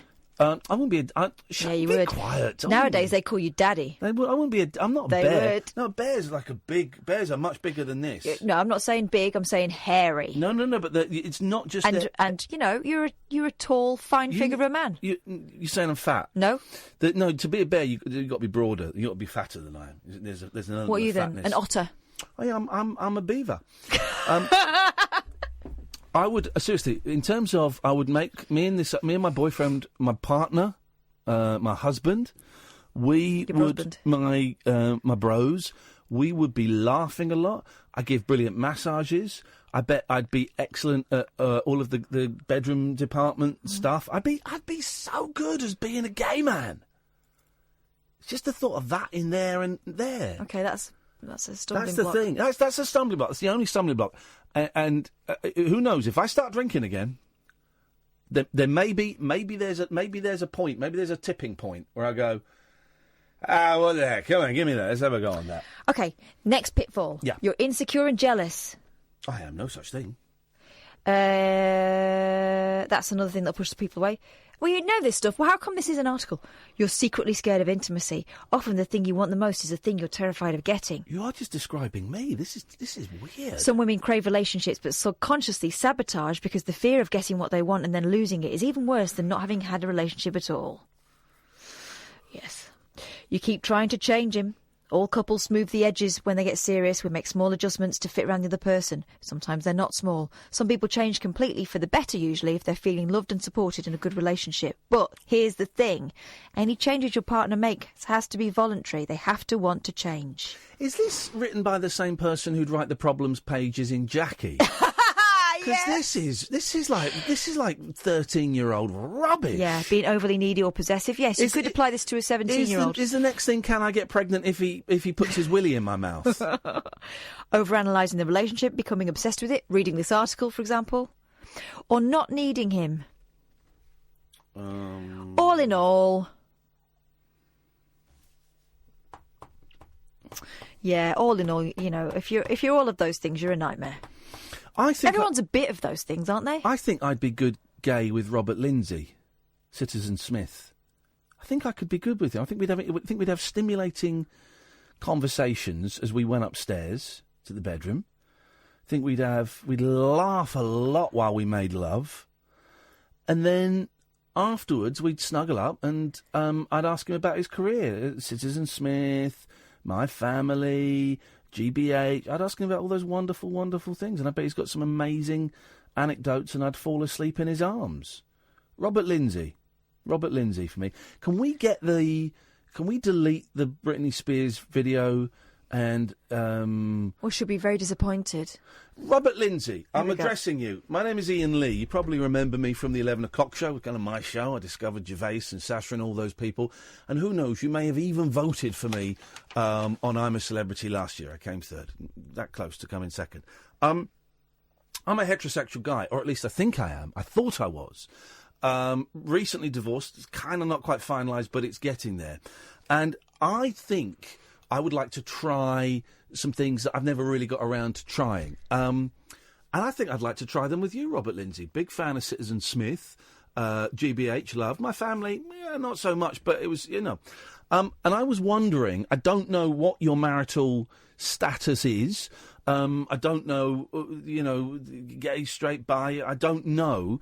Would you like to experiment with me? I was just saying to my good friend Catherine Boyle. This has nothing to do with me. That I think we'd have great fun watching like a movie. We'd watch a DVD. We'd watch Die Hard 2, and as it finished, the credits rolled, and you'd say, "Do you want to watch another movie, or should we go upstairs?" And I'd say, "Let's go upstairs, Rob." And as we go upstairs, I'd playfully slap your bum. We'd undress. We'd make love. And I think it would be great sex. I think we'd laugh a lot during the sex, which is very, very important. I think we'd have a lot of fun. I'd want to please you, and I know you're a caring guy. I've seen the work you've done for Comic Relief. I know you'd want to please me. And then I'd just like to fall asleep in your arms and ask you questions about your career. So, Robert Lindsay, forget anything you might have seen about me wanting to go out with Britney Spears. That was just a little bit of. She didn't call. No, that was just a little bit nonsense. This is real. This is it. You can give me a call weeknights from 10 o'clock on Talk Radio 0344 499 1000. And if I see your name come up on the screen, Rob, I will put you straight to the front of the queue. Been really nice talking to you, Robert Lindsay. Thank you so much for your time. Set free your mind. Let your fancy take flight. Conversation gets curiouser by the glow of moonlight. The Late Night Alternative with Iain Lee on Talk Radio. 0344 499 1000 is the telephone number if you want to excuse me, give us a call. You can to this porn thing. This was yesterday. I've kind of heard it on a few things. We joke about porn. Porn's funny. It's funny to joke about porn, but it's funny to joke about smoking. It's funny to joke about vaping. It's funny to joke about drugs. I think these things are funny, but one must bear in mind that there are huge implications what do come with them. And but the whole porn thing worries the hell out of me. I'm sure it worries you, Catherine, for slightly different reasons. That you've got two young girls and I've got two young boys. And both of those sets, at some point in their lives, porn is going to become a part of their lives, probably earlier than we would like it to. And that's cool. That happens, that happens. But it's that thing of the porn that was available to me when I was, I found my dad's stash when I was like 8. But he chose a terrible hiding place. Who has a porn stash anymore? You just have your history on your computer. No one has a stash. But the porn, first of all, it was difficult for me to find porn before the age of sort of 13, 14, 15, really. someone brought in their dads, or someone looked older and went and bought some, or you found it in the woods. You found it in the woods because blokes have gone off and knocked one out in the woods. And you'd see. You see boobs and you see bums, and sometimes you'd see, women with their legs wide open, pulling everything open. You'd see that. The romantic stuff. That was kind of it. Occasionally someone would come back from a trip to Europe and you'd have some, really very, very precise German pornography magazines that really that took all of the...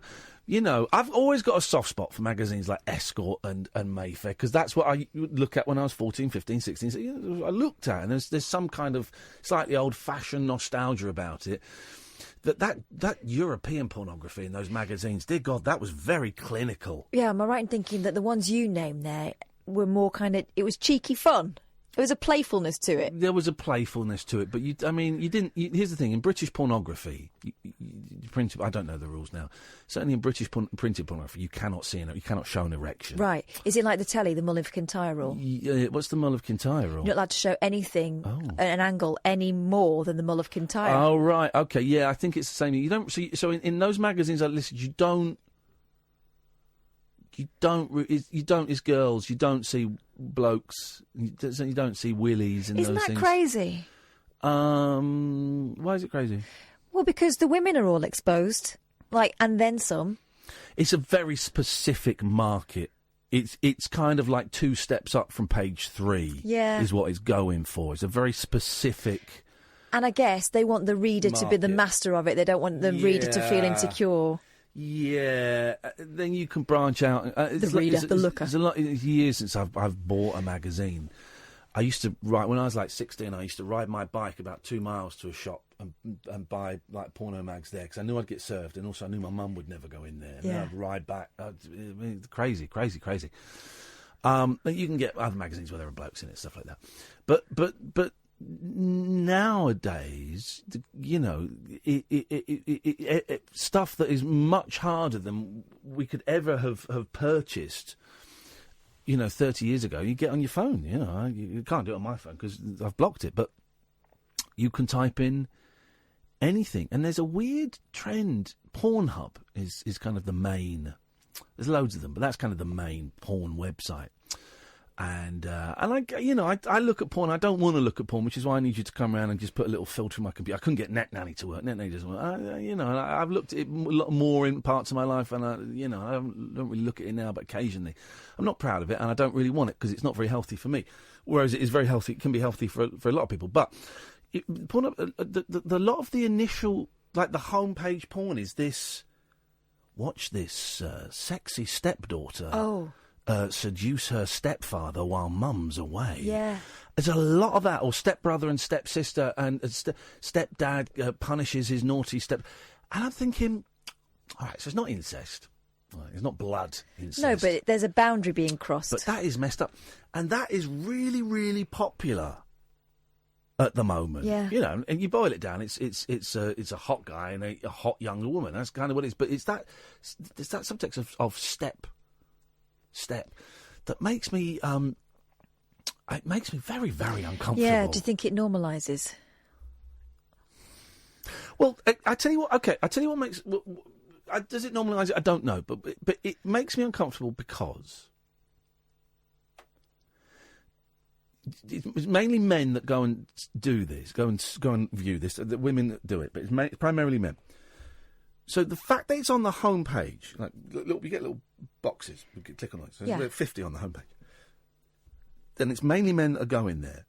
That means there are a significant number of men that are fantasising about their stepdaughter, about having a relationship with their stepdaughter, or are fantasising that they wish they had a stepdaughter that they could. That means there are a significant number of men. It's all to do with clicks and advertising, right? Porn. It's all to do with money and the clicks. And they have algorithms. If you heard the John Ronson butterfly effect, yeah, it's brilliant. That. They have algorithms that will tell them what pictures, what specific little scenes will get the most clicks. So they have their algorithm is telling them that step. Watch this slutty teen seduce her stepdad is going to get more clicks than watch this man have sex with his wife or his mistress. That's going to get more clicks. So there must be enough blokes that fantasise about the stepdaughter thing. I also think that the fact that it's right there makes it mainstream, and it presents it to people who hadn't thought of that. But then that's something they can get into. And I don't necessarily think that this is putting their stepdaughters at risk if they have stepdaughters. I don't think that is the thing. But it sows a seed, though, doesn't it? It sows a seed. I don't think they're going to go off and I don't think the majority of the people that look at this are going to go and have sex with stepdaughters. I don't suspect that a lot of them even have stepdaughters. I don't think it puts their stepdaughters at any risk. No, when I was younger, it was the babysitter. Yeah. Again, it's that... But it does feel like... 30, 40-something with a 17, 18-something. Power imbalance thing. It could be power. I suppose a lot of sex is power, age. But it does make me feel uncomfortable that is that's the thing that's getting the most clicks at the moment. Mm-hmm. And anyway, so our kids are going to see this, and your girls are going to see perfect women, with perfect, I'm doing inverted commas, perceptions of what perfect, big boobs, big bums, the bodies, and generally being subservient, not always, but generally being subservient to an older man and doing whatever an older man wants to do, pleasing them, and often humiliating themselves as women for the pleasure of the man. Or behaving in an overly...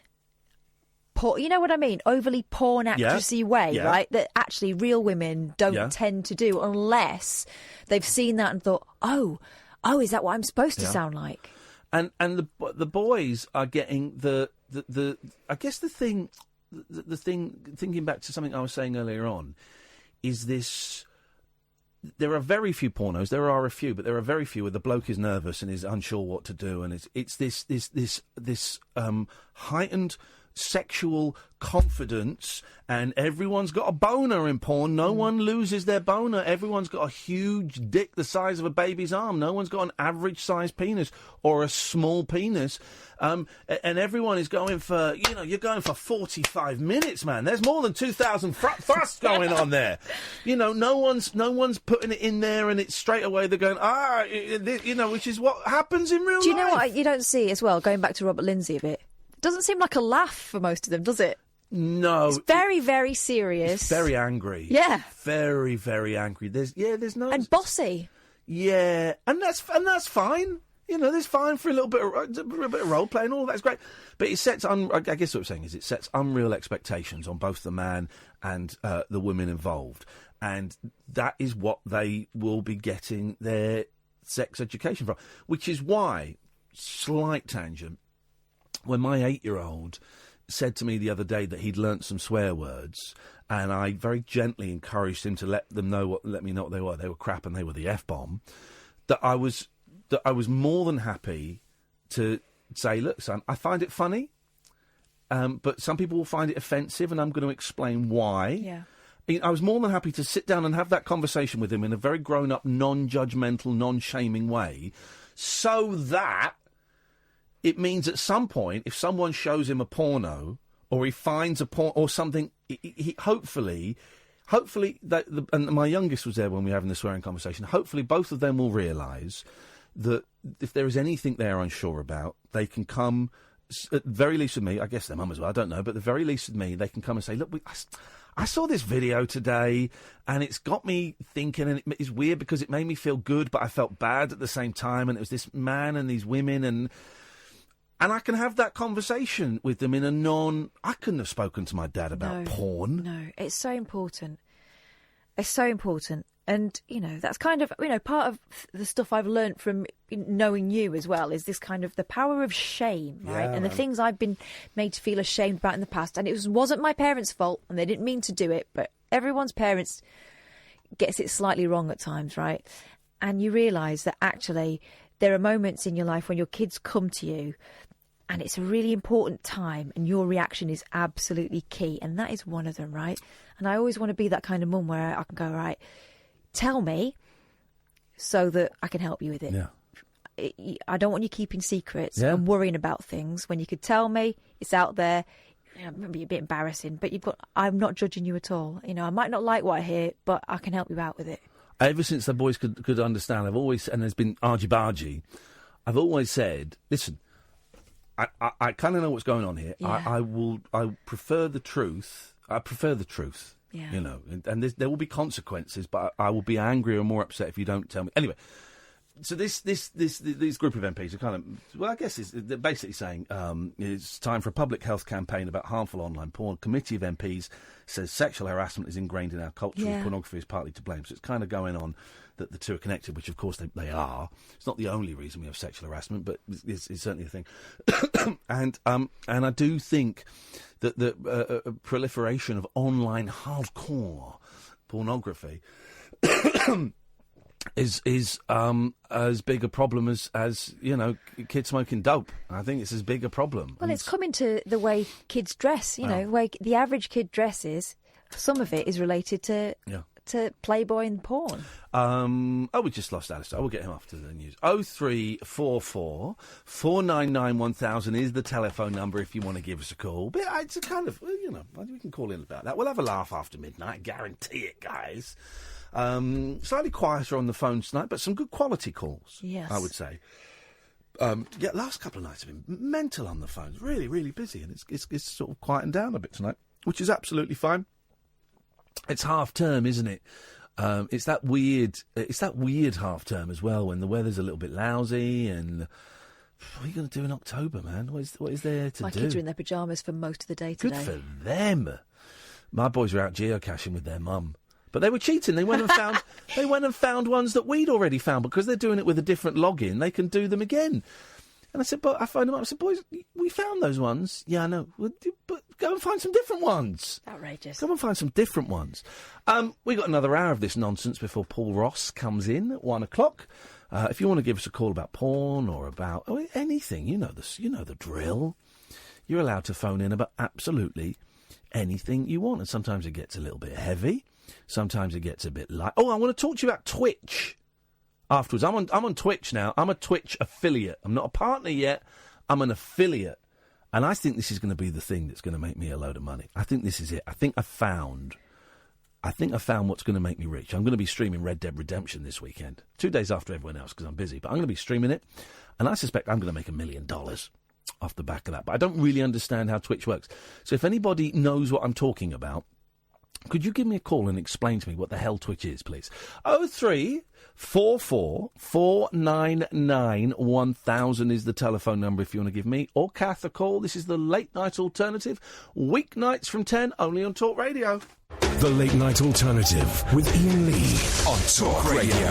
We have ways of making you talk. Well, I'm not the kind to kiss and tell, but I've been seen with Farrah. I've never been with anything less than a 9. So fine, I've been on fire with Sally Field, gone past with a girl named Bo, but somehow they just don't end up as mine. I thought I'd messed it up at the top of the last hour. Sam's not so sure now. Sam's looking down. Now Sam's not... Come on the microphone, please, Samson. I thought I'd muffed it up at the top of the last hour. Yeah, you did, but you still played it afterwards. The whole thing? Yeah. You were just slow off the mark. Did I? Yeah. Was I? Okay. Did he call me slow off the mark? Yeah, he did. Okay, that's fine. 0344 499 1000 is the telephone number. The last hour of the show this evening. Give us a call. It's a full moon, guys. It's a busy, busy night in terms of what is going on in your mind. Come on the radio and share.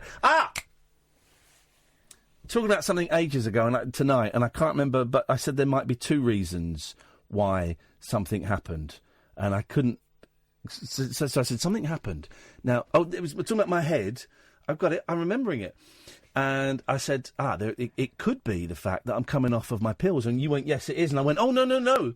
There's something, it could be another reason. Oh, go on then. Do you remember? Yes. You don't remember it? I do remember. Right. So today I drove to Oxford to collect an almost complete set of the Unexplained magazine. But Iain, you already had a complete set of the Unexplained magazine. Yes, I had a complete set of the Unexplained full complete set of the Unexplained magazine that I got for £20. And then I decided I didn't want it. Grab pussy! And so I gave it to a charity shop. But then I thought, why the hell did I give that to a charity shop? I could really, really do with that. So I've been on the hunt ever since, and now I've got an almost complete... I'm trying to find... is this it? We don't want to go from a sleazy country to a sludgy country. An almost complete... One of them came up against me. I couldn't touch it. I was shocked. I was shocked. Ooga chaka, ooga, ooga, ooga chaka, ooga, ooga, ooga chaka, ooga, ooga, ooga chaka. Ooga, ooga. Ooga zaga, ooga zaga, ooga zaga, ooga zaga, ooga zaga, ooga zaga, ooga zaga, ooga zaga, ooga zaga, ooga zaga, ooga zaga, ooga zaga, ooga zaga, ooga zaga, ooga zaga, ooga zaga, ooga zaga, ooga zaga. Ooga, ooga, ooga chaka, ooga, ooga, ooga chaka, ooga, ooga, ooga chaka. Ooga zaga, ooga zaga, ooga zaga, ooga zaga, ooga zaga, ooga zaga, ooga zaga, ooga zaga, ooga zaga. So I now got an almost complete set. I'm missing like the last two binders worth. 20 quid. So it really is the unexplained. Yeah. You missed the conclusion. Well, I went and met this fella, a bloke called Mark in Oxford, and he went, bloody hell, you're Iain Lee. I went, yes, I am. Wasn't expecting that. Well, you wouldn't, would you? You wouldn't expect. Strikes again. You wouldn't expect. So I've got it. I just need to get the last ones. But there are people on there selling sets, a full set for like 150 quid, 85 quid, and I'd send them cheeky offers. Would you take 50? Which is a good price. No, won't take below 80. And I'm thinking, good luck with that, mate. I bought it for £4.50 once. So, up yours, Delors, is what I'm saying. People say, there's the thing about eBay. People try and sell stuff for way too much money on there. People get greedy. And people get greedy, snitches get stitches. Oh. By the way, speaking of snitches getting stitches, right? This whole Jamal Khashoggi thing, or Khashoggi, or Khashoggi, or all these different variations, right? Donald Trump yesterday, it was the worst cover-up ever. So he's upset that they covered it up badly. Right? And here's the thing, guys, right? Everyone's angry that the prince killed this bloke, right? Well, not directly. It was something he denies. I reckon he was there. That's what I'm going to say. He was there. He was watching it on Skype, right? And like the British government going, this is terrible. Right? And America's going, this is terrible. You're telling me the British government, the American government, have never ordered the murder of its citizens? You're telling me that? You're telling me that's never happened? Right. Britain has never had someone that bumped off. That's never happened? Of course they have. They've never invited them to their main office. Right, so it is the fact that it was covered up so badly that is the thing. And then done an outrageous kind of, oh yeah, it was my cousin's friends, you don't know them, they're from another school, kind of lie. I mean, it's just ridiculous.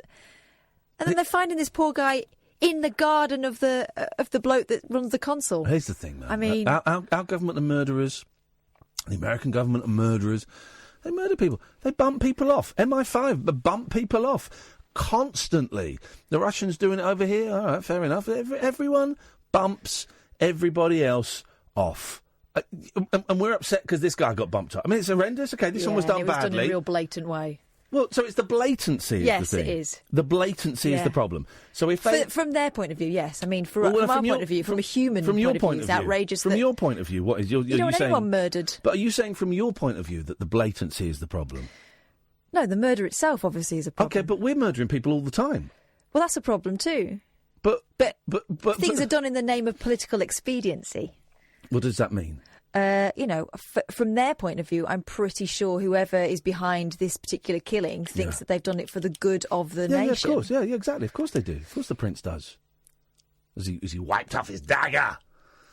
But we're killing people. We're killing people. They got busted. And also, Erdogan's angry about it. The bloke in charge of Turkey. I know. That dodge pot.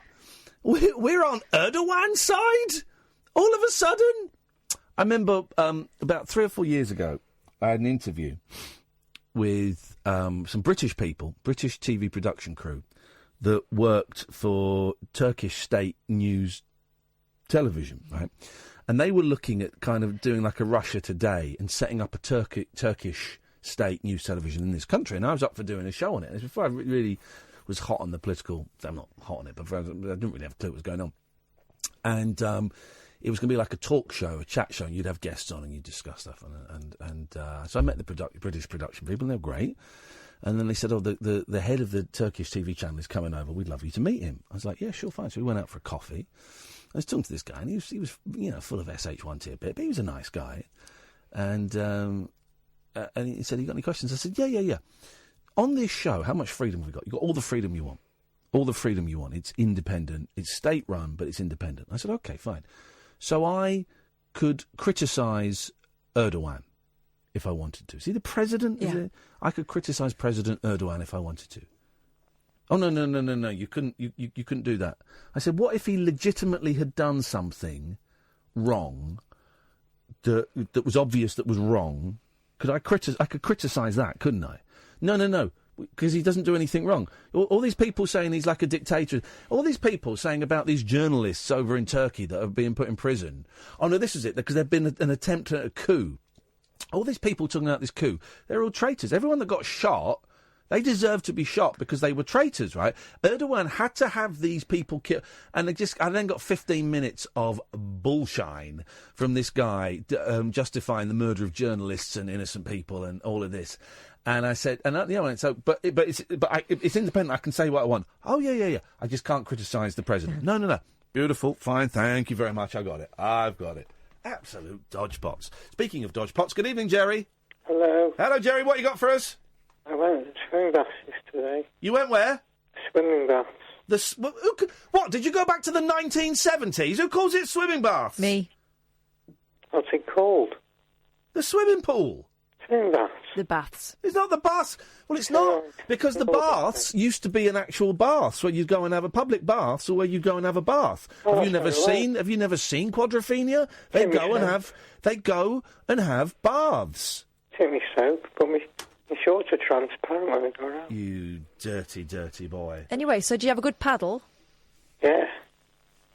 I got people carrying me.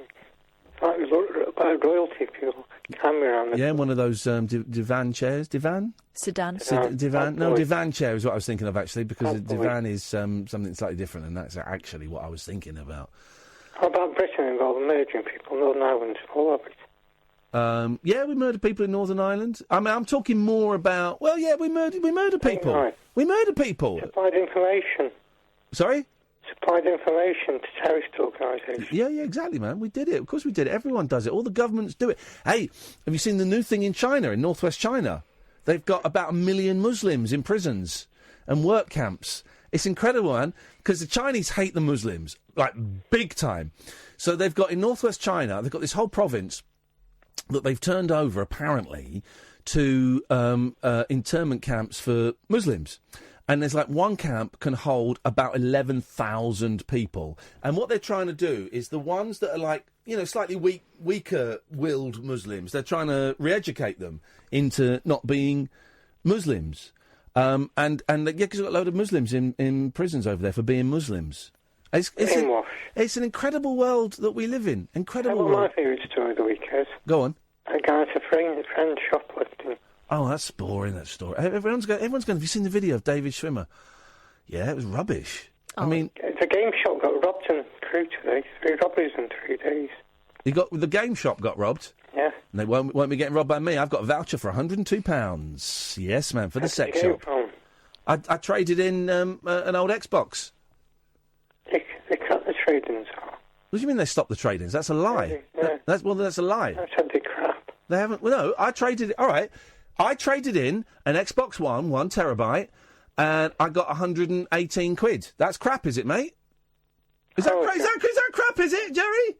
I've got a US import green one. I couldn't give a stuff, mate, and now you're getting cut off, so up your bum. I got a good trading price. Got a voucher. Well, I bought a load of Skylanders.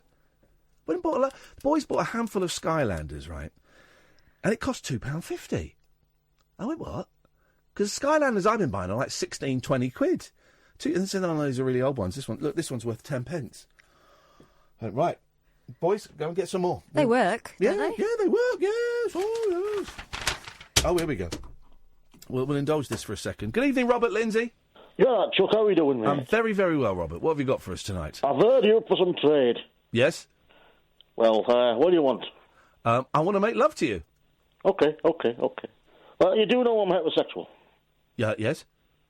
Are you homosexual? Listen, I'm at a stage in my life, Bobby, where I'm prepared to see which way the wind blows. I like Bobby. Bobby's nice and informal. Like it. Yep. Well, I want us to have a laugh more than anything. I want us just to relax and enjoy each other's company and then see what happens. Well, we can give it a go, I suppose. Okay, fine. Look forward to it. It's as simple as that. It's as simple as that. 0344 499 1000. This is the Late Night Alternative on Talk Radio. Experience the unconventional. Hello. The unpredictable. Don't you think that's a bit weird? And the completely unorthodox. It was my birthday. With rule-free Iain Lee. I was just trying to generate a bit of content. The Late Night Alternative with Iain Lee. Hate alarm clock. Hate going to work. On Talk Radio. I'm seriously considering coming off of the unliking the Talk Radio Facebook page because the number of thick, knuckle-dragging, racist, illiterate, aggressive Tommy Robinson fans that post on there. Just every day I just click on it, I think, oh, geez. I don't want their ridiculous, nonsensical, right-wing, abusive bile in my Facebook feed. Here's what it says. The thing about Tommy Robinson. I think this is John Barber. I think he's got a picture of a poppy. I think the establishment is starting to regret their attempt to silence Tommy Robinson. The attempt to jail someone for campaigning against child rape, in capitals, has not gone down well with the British public, and the MSM have damaged their integrity by supporting the establishment line. Idiot. He wasn't campaigning against child rape. He was committing contempt of court. I'm against child rape. I'm also against racist idiots. And do you know what song his supporters sang when he came out? Go on. See if I can find it. Tommy Robinson, court.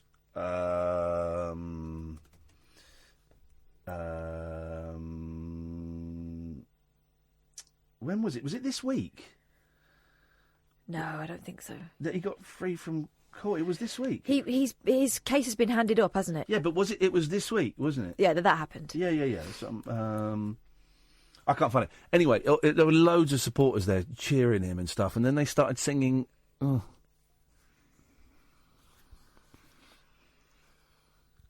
That's it. I'm going to play probably the best version of the song. Right.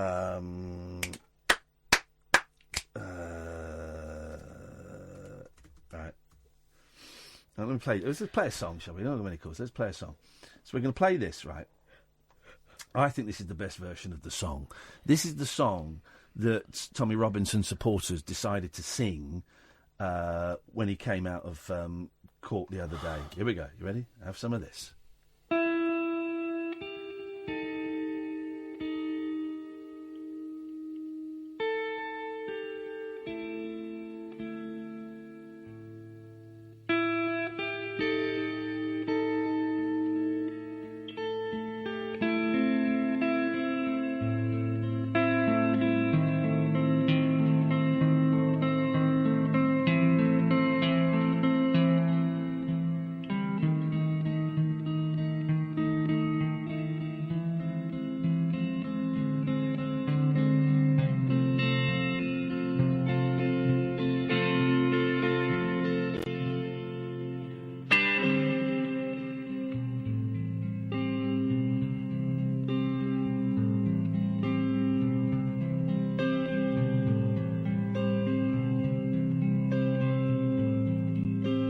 I heard there was a secret chord that David played and it pleased the Lord, but you don't really care for music, do you? Well, it goes like this: the fourth, the fifth, the minor fall and the major lift, the baffled king composing hallelujah, hallelujah, hallelujah, hallelujah, hallelujah.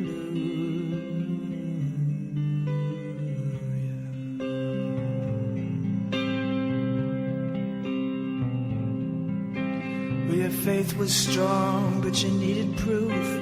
You saw her bathing on the roof, her beauty and the moonlight overthrew you. And she tied you to her kitchen chair, and she broke your throne and she cut your hair, and from your lips she drew the hallelujah, hallelujah, hallelujah,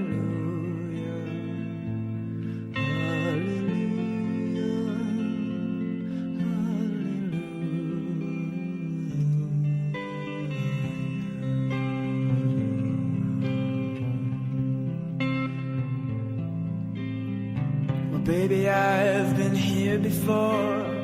I've seen this room and I've walked this floor. You know, I used to live alone before I knew you. And I've seen your flag on the marble arch. And love is not a victory march. It's a cold and it's a broken hallelujah, hallelujah.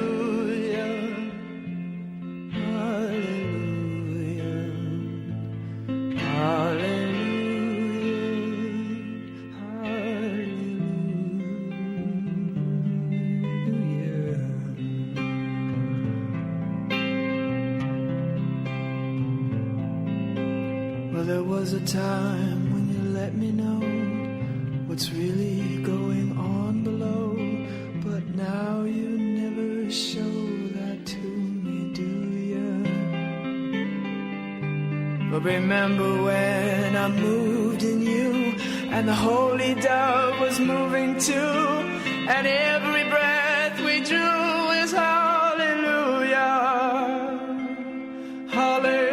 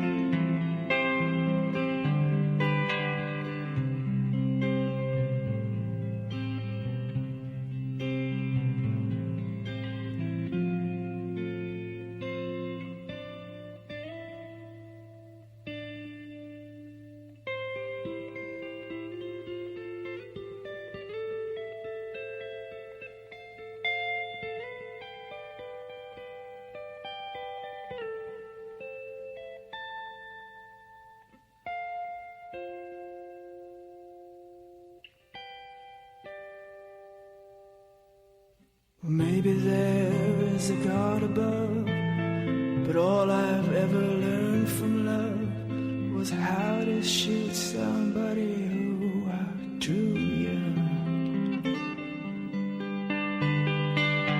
And it's not a cry that you hear at night. It's not somebody who's seen the light. It's a cold and it's a broken hallelujah, hallelujah.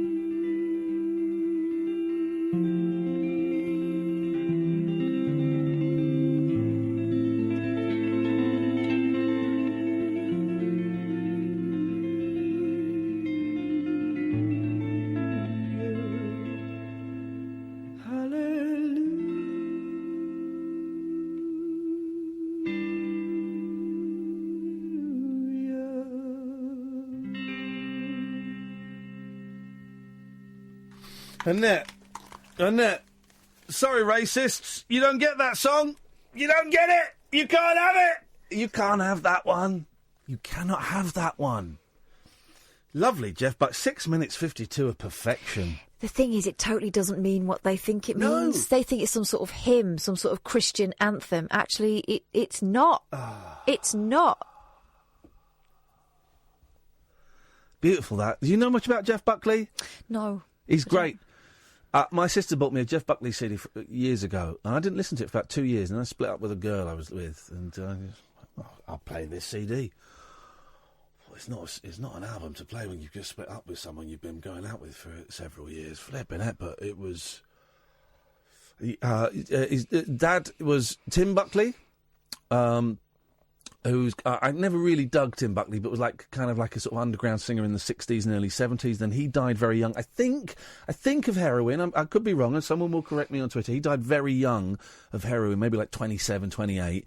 And then Jeff Buckley kind of grew up. I don't know if he knew his dad. And he was struggling to make it as a musician and didn't know what he wanted to do. And a lot of it, the best stuff is just him on his guitar. There's a live album of him. He used to play in this cafe and would just do Indian folk songs and that and pop songs and and there's a live album of it. Oh God! And he was just about to become a huge star. His first album had done really, really well, and he was, I think, recording his second album in New Orleans, and it got a little high. And he went out and he went swimming in the Mississippi. He never came back. He drowned. Never came back. Drowned. I think, I don't know if I'm perpetuating a myth here. I think he died at the same age as Dad died, 27. I think, could have got that ever so slightly wrong. Someone on Twitter will let me know. But just real tragedy. Just, years and years of struggling and trying to find his voice and not knowing what he was and living in his dad's shadow. Then does this album and it's going to be huge, and then goes for a little swim and at midnight and gets pulled under and drowned. So sad. And that voice... You can just, it kind of, you listen to that voice and you think, man, there's tragedy coming somewhere in that kid's life, and boy, oh boy, it does. I'll do you, I'll do your tape. I'll tape the album for you. It's, it creates a mood. It creates a mood. It's some trip that, gosh, that was lovely, wasn't it? I'm sorry, racist. You don't get to have that. Cohen. And it wasn't suicide, by the way. Lane is saying Buckley would kill himself again if he knew his genius was being... It wasn't suicide. It was it? I don't think it was suicide. I think it was... maybe it's one of those things where people don't know. I read it in the book. I read that it was just a tragic accident from a very confused young man. But yeah, no, Cohen and Buckley and everybody who's done that song will be saying, I'm sorry, racists. You don't get to have that one. 0344 499 1000. This is Talk Radio. The late night lip service for lovers, loners, and lounge lizards. Yeah, well, where exactly is your accent from? The Late Night Alternative with Iain Lee. I've forgotten your name already, excuse me. On Talk Radio. 0344 499 1000. While we're doing plugs, I should say Hollow Hand have got their album out, and I was waiting for someone sending me the vinyl, and it hasn't arrived yet, so I've paid for the CD. The CD is coming. They were doing a gig yesterday and we were invited to it and I forgot. But Hollow Hand, I love Hollow Hand, and he's got a CD out, and when that comes, I'm going to play the hell out of it, and no doubt we'll play some tracks on this show. Good evening, Simon. Hello, Ian. How are you? I'm very, very well, Simon. What have you got for us this evening? The Tommy Robinson How Are You, your song. Yes? They've actually changed the lyric. It's actually called How We Rule Ya. No, they haven't. No, they haven't. They have. No, they haven't! They have. If you put Tommy Robinson How Are you can actually read the lyrics. It's wow. See what you make of it. Hang on a minute. Tommy Robinson. How Are You, and there's a fifth one that comes up on my search. You've got the lyrics and clips. It's by some American called Owen Benjamin. Tommy Robinson supporters rewrote the lyrics to Hallelujah, and you really need to hear it. Far-right Tommy Robinson supporters couldn't get any weirder, surely. Well, unfortunately for everyone, so many pop-ups now, with a working brain and a pair of ears, this assumption is false. On the heels of Robinson's... This is from the Indie 100, the Independent. On the heels of Robinson's latest court battle, his supporters have written a song to the tune of Leonard Cohen's Hallelujah, which celebrates Robinson. Thank you for this, Simon. Wow. It was written by Ezra Levant, a Canadian Robinson fan who associates closely with fellow anti-Islam and anti-immigrant cheerleader Katie Hopkins after she was fired. The first lining is, I heard there was a secret court. I'm going to do it. Hang on a minute. Yeah. I'm going to do it. Here we go. It's all right. Is that the water before you? That's an advert for trapping the smell of your poo, which actually fits quite well with this. All right. Let's see if we can do this. Oh, it's brilliant! Oh, this is the best thing I've ever... This is great. All right, we're going to have fun with this. Here we go. So this is the rewrite of... I heard there was a secret court where journalists weren't allowed to report, but you don't really care for freedom, do ya? It goes like this without the fifth. The gavel falls and they cuff your wrists. It's not okay that this is how they rule ya. Wow. This is incredible. How they rule ya. How they rule ya. How they rule ya. How they rule ya. There's more. There's plenty more. Here we go. It's a GCSE project. Now, Tommy has been here before. He's seen his room and he's walked this floor. Last time they tried to kill him, but he endured ya. They didn't try to kill him, did they? They need the votes for the growing state and won't stop who their voters rape. It's not okay that this is how they rule ya. How they rule ya. How they rule ya. How they rule ya. How they rule ya. Now, I haven't got all the lyrics on the screen. They don't fit into this, so we'll do as best as we can, okay? Certainly got the next verse. Simon, this is the best thing ever. Thank you. You're doing it justice. Thank you, brother. Now, there was a time the press let you know who is really coming to your shores. But now they never tell the story true, yeah? Oh, no. The state tries to say Tommy has racial hate. It's really a fear of a caliphate. The state says no, take it, it's how we rule ya. How we rule ya.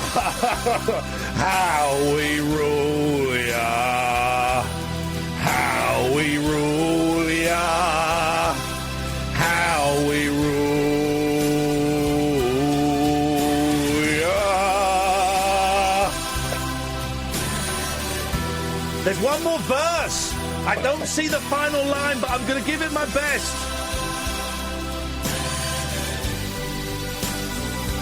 I've got to go back because I don't think this version is long enough. I've got to go back. Hang on. I've got to go back because that version's too short to get the final verse in right. Here we go. I don't know what the last line is, so I guess. You can make it up. Paedophiles are celebrated. Tommy Robinson is incarcerated, but you never seem to care for children, do ya? The grooming gangs moved in on you, and the kids looked up to you for truth, but please just don't say that's how we rule ya. How we rule ya. How we rule ya. How we rule ya. How we rule ya.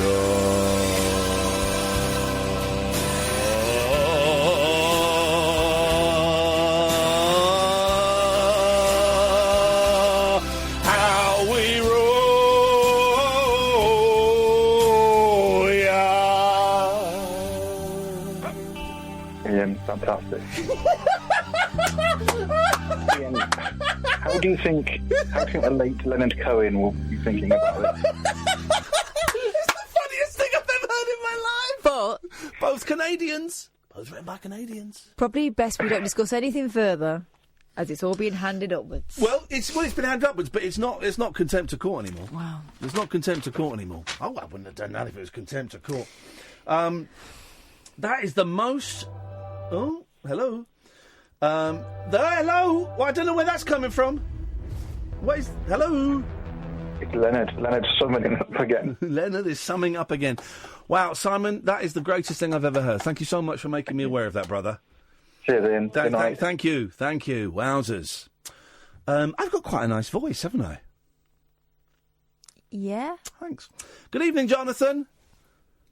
Famously, yes, you've got a great voice. I like this guy. This guy is the kind of guy I want on my show. What, a bumlick? Well, that's what people have said, but yeah, well, I'm not actually a critic or a judge. You're gonna get a slap now, but you're gonna love it. No, I didn't need a death experience the other day. Go on, what happened, man? Tell us about it.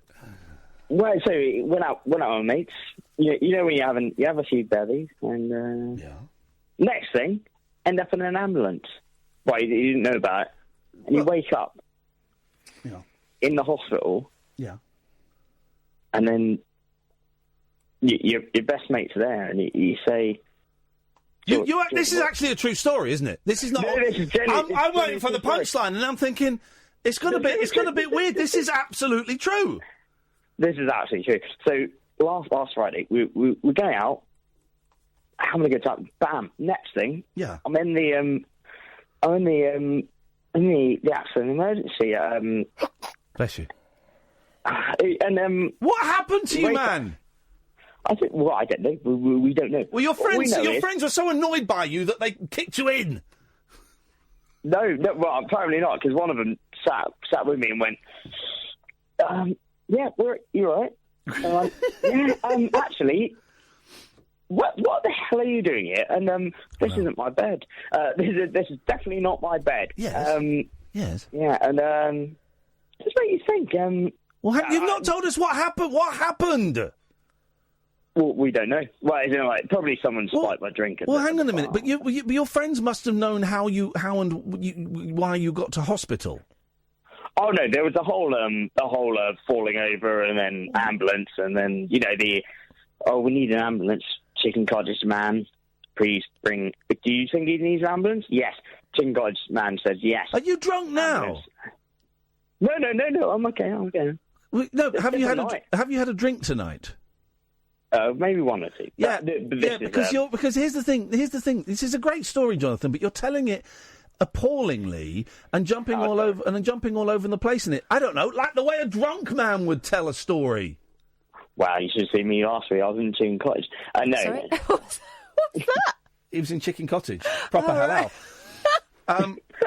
That's for the crowd. That's for Catherine. That's fine. No, okay, but you're more drunk than you think you are, and you're drunk to kind of an amusing level, but also kind of a slightly tedious level, Jonathan. Phone me up when you're not drunk and tell me this story.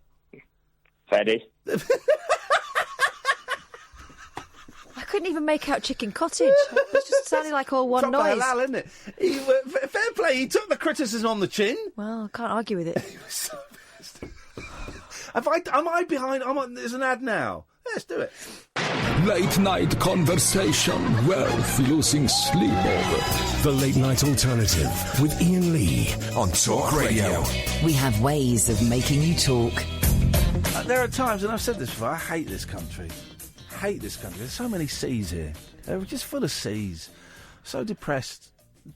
I was in Luton, actually, when I heard it, coming back from Luton yesterday or the day before, and heard yesterday. It sounded like, I didn't see a picture, but it sounded like on the radio the hundreds of people that had turned up to cheer Mr. Robinson as he left court, and they're cheering and chanting, and I just thought, oh Jesus, this country's screwed. This country's screwed. It's theirs now. It belongs to the racists and the thickos, the ones. And here's the thing, thickos. Here's the thing, you thick, dumb racists who complain about free speech being taken away. I got two things for you. Let this sink into your thick skulls. First of all, the reason that he was arrested and went to prison initially is for contempt of court. He was putting online the identities of people who were being tried in court, and that could have jeopardised the whole case, and they could have got let off. Luckily, they didn't get let off, and they got found guilty. Right?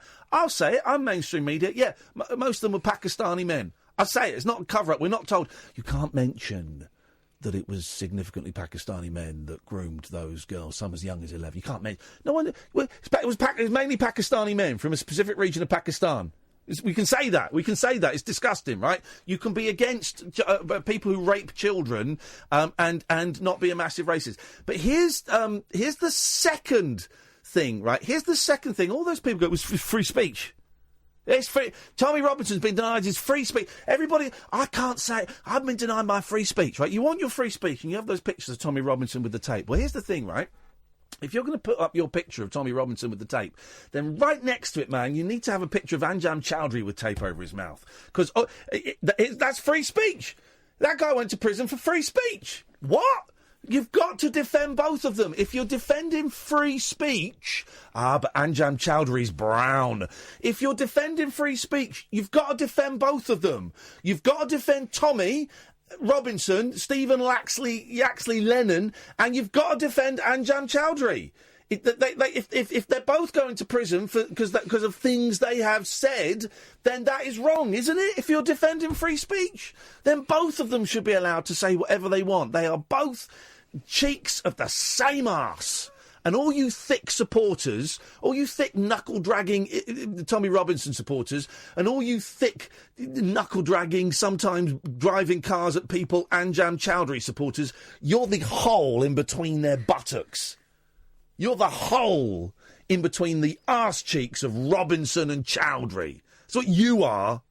You disgust me, and this country sucks because of people like you, and you guys have won. And you know what? You can have it. Have it, you stinking racists and you stinking terrorists and all of you. Just have it. I've had enough of this shithole. I've had enough of it. Well, where are you going to go? Well, OK, France. You can't go to France because France is full of racial tension. America, that's not going to happen. Well, Japan's a really racist country. The whole place is screwed. This whole world is... Let's just nuke everything. This is what we should do. Nuke everything. After Paul Ross's show at 1 o'clock, because actually I quite like to listen to that, because it's a good show.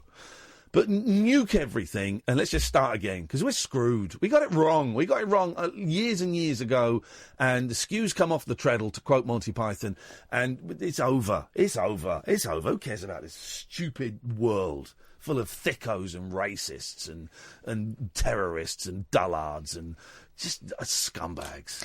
In the meantime, the Late Night Alternative provides an oasis of celebration and love and light away from all that stuff.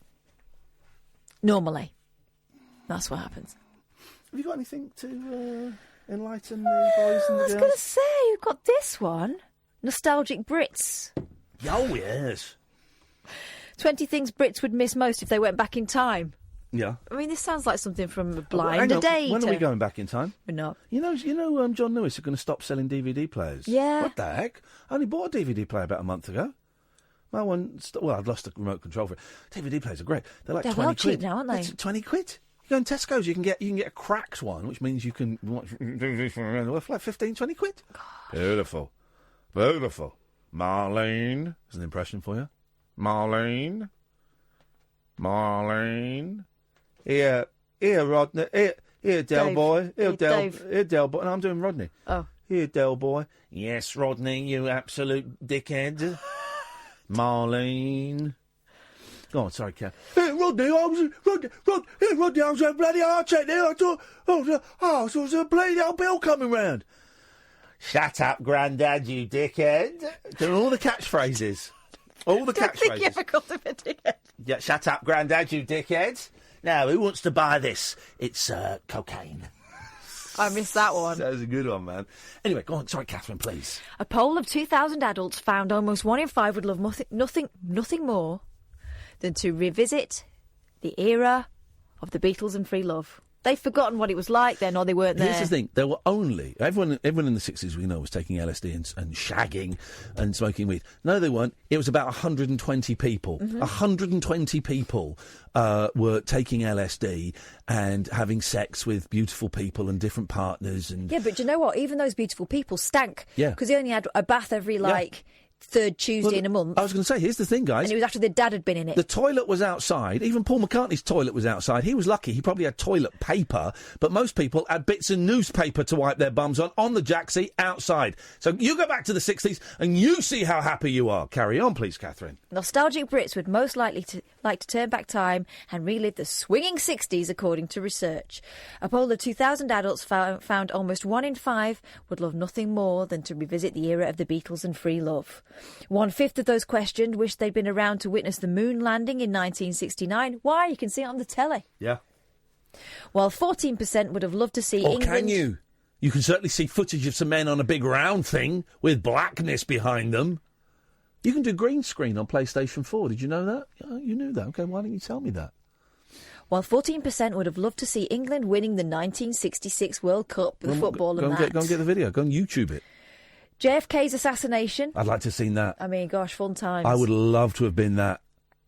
And the Beatles playing at Shea Stadium in Queens. Even the Beatles didn't enjoy that. No. Are also key events of the 60s that Brits would have loved to have been around for. Well, you'd still be watching those things on the telly. Yes, man. Interestingly, OK, they promise, the study, which was conducted in conjunction with something, I'm not going to read out, Time Travel Limited Incorporated. The 1910s and 20s are among the decades adults would most like to have experienced. Why? I bet it was horrible. I bet it was miserable. Here's the thing that everyone does wrong with time travel, right? So where would you go to, Catherine, if you had a time machine? Oh, can I go forwards? Thank you. I knew you'd get it. Yes. Yes, you can. Go forwards. Like to go 3 months.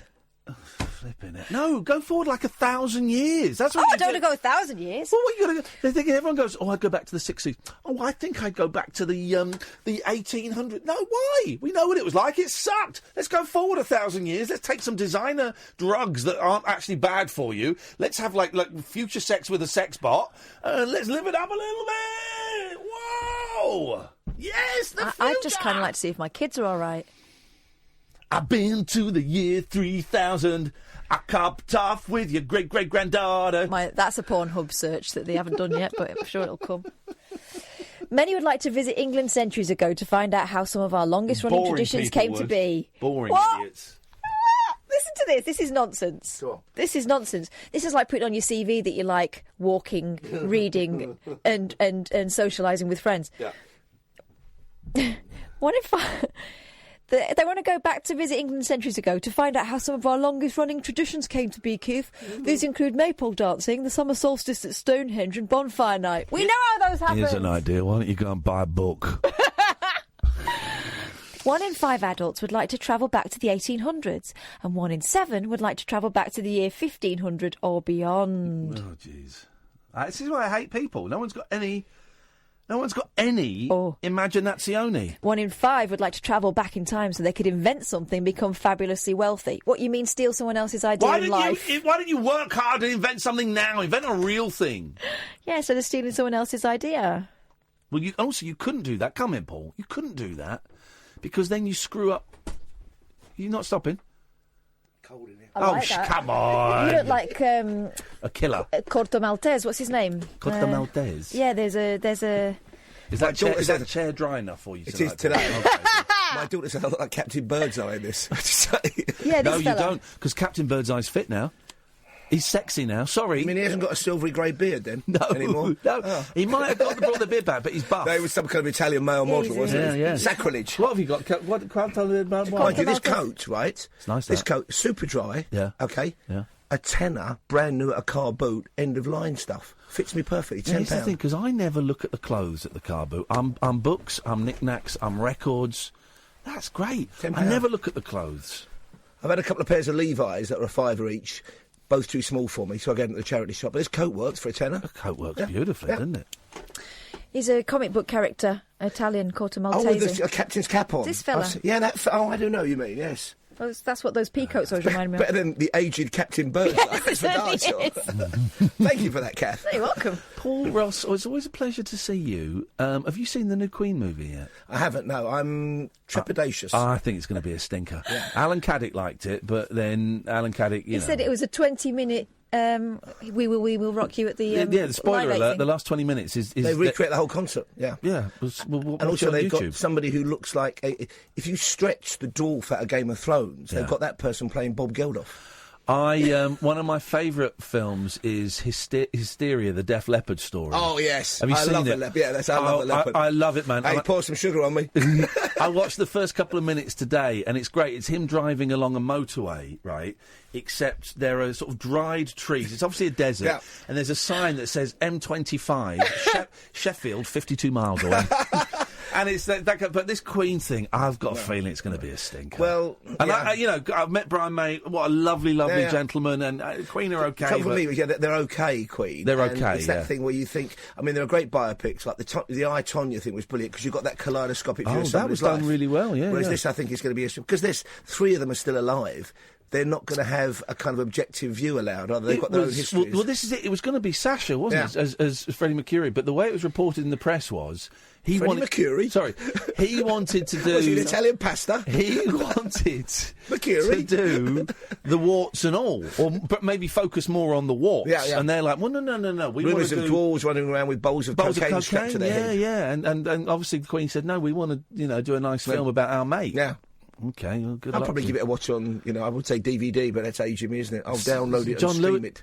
Legally? Yeah. Not from a torrent site. I've never streamed anything. Really? Yeah, no, I'm just, there's no school like the old school. Wow, you got me on Netflix. Netflix is streaming. Is that the same thing? That's through my telly, though. Yeah. So through your telly, yeah. You can that's the internet on your telly. I'm so hip, I didn't know. There you go, you see. Well done, Grandad. Now, what is on your show? What is on your show tonight, Paul? Serious business tonight. Go on. 100 years ago last week, Adolf Hitler was invalided out of the front line. He'd been in the front line through the whole of the Great War. He won the Iron Cross, promoted to corporal, with blindness. It was, in fact, hysterical blindness. He was sent to a convalescent home, and the only way they could get him out was they had to convince him he had a proper blindness by mustard gas. He'd been gassed many times, and they hypnotised him. And there's a fascinating new book out. I've spoken to the author. He's a neuroscientist, proper medical doctor, and he found that Hitler was extensively hypnotised twice in his life. The first time boosted his confidence and said, very few people can come back from this. Only the chosen can come back. Only the chosen can come back. They've got the medical records now. The second guy was a fascinating bloke. The movie waiting to happen. Of Moravian Jewish heritage, masqueraded as a Danish aristocrat, would sell out big arenas in Germany as a clairvoyant and mass hypnotist, and he worked with Hitler and the Nazis, died in mysterious circumstances after lending millions of marks to the SA, as was the Brown Shirts. Yeah. It's an amazing story. It's part of our Great War build-up. I cannot wait. Isn't that funny? Because a lot of those, I was a hypnotist I did stage hypnotism with McKenna, and a lot of those, you watch the footage of Hitler giving those amazing speeches, and amazing in the terms of the control, and he's kind of doing a lot of hypnotic techniques, the raising of the voice. I certainly worked with him on his stagecraft and how to pose, so maybe it's that as well. Yeah, there's a bit of that in there. And the other thing Hitler used, which you're going to hear about, is subsonics. Have you heard this theory? The brown noise. Yeah, and before he came on, he would send this out and people would feel uncomfortable, pains in their bellies. Yeah. The minute Hitler was on stage, they would stop transmitting it and the weight was lifted. The relief. Yeah. Because we've only got 20 seconds. We do that with Matthew Wright these days. Oh, God. And the build-up to his shows, and then suddenly, the Fuhrers arrive. My radio doesn't work at that time, unfortunately. Paul Ross is up next. It's always worth a listen. He puts more work into his show than anybody else jacket. does. Get your £10 jacket. two for £12. We will be back tonight at 10. Don't forget, podcasts are plenty. Thank you, Catherine. Thank you, Sam. Paul Ross is coming up next, only on Talk Radio.